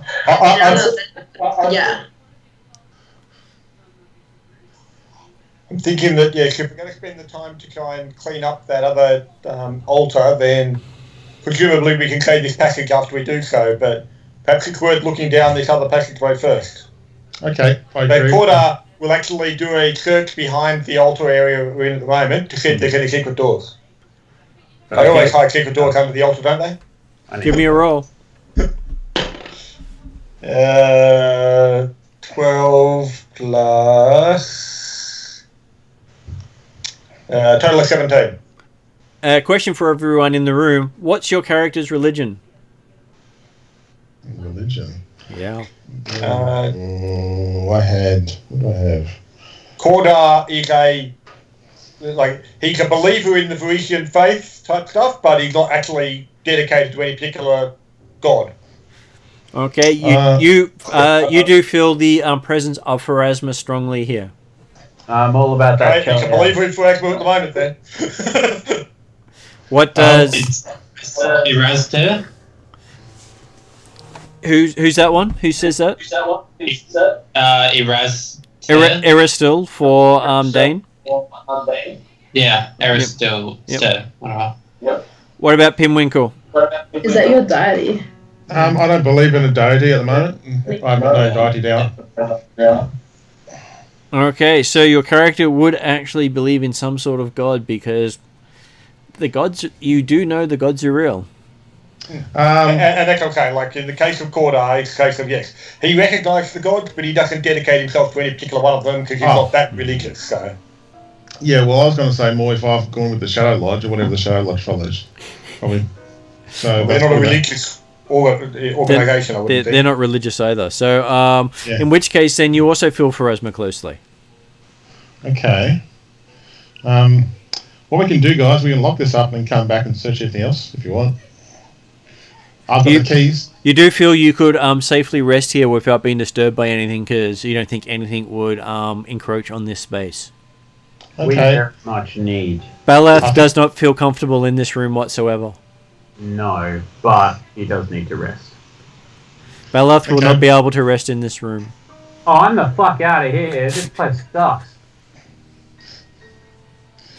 Yes, apparently your god and this god don't get along well. Yeah, no shit. I can't imagine why. Who do you believe? Who was your god? I'm all about that Cheliax demon, devil. Oh, okay, yeah. Asmodeus is his god. Yes. Okay, so we could rest here, but you can sit outside if you want. Did Cordar find a secret door under the altar or something? He did not find a secret door in the altar. What? Obviously, it's well hidden. But you don't feel any problems with taking the dagger. Okay. So Cordar picks the dagger up without really noticing. Yep, I'm happy to take the dagger. Folks, I need to call it for this evening. That's cool. That's okay. We can call it a night here and find out what happens next session as you explore further. Sounds good. And see how long Belef lasts before he goes mad. He's already mad. Okay, I think that's a good time to thing. We did well. We killed the big bossy. Yeah. I think we did. We killed them. Oh, as a leader, I directed you to kill the big bossy. How's that sound? Sounds like you're trying to take the credit. It sounds like we are a team and you're currently breathing. No. Well, hang on. I believe a team. I celebrate her win with a healing potion. So yeah, no, I'm talking to Susie about pointing at the fact that your character is actually alive and breathing. Oh, that's true. I'm actually surprised I'm still alive right now. But yes. I mean, if it wasn't for a healer, you'd probably be dead. Oh no, I'm fully aware of that. My character isn't particularly like wanting to boast or anything. It's more just I was really excited that I rolled two rolls that were successful in a row. But that's not my character. It is awesome. You successfully hit twice. Also, guys, that longsword was magical too, by the way. So. No, the longsword was not magical. The longsword was expertly made. There is a difference. Okay. So expertly made longsword. So I've kept that as an expertly made. But I've tracked all the other stuff, guys. So anyway, let's call it a night and talk to you all next fortnight. Cheers, guys. Thank you very much, all. Bye, guys. Have a good night. Stay safe. Bye. Bye. Good night.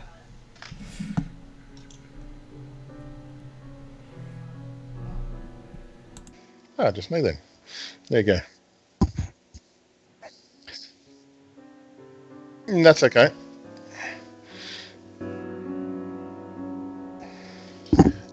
Oh, give me a minute and I'll be back.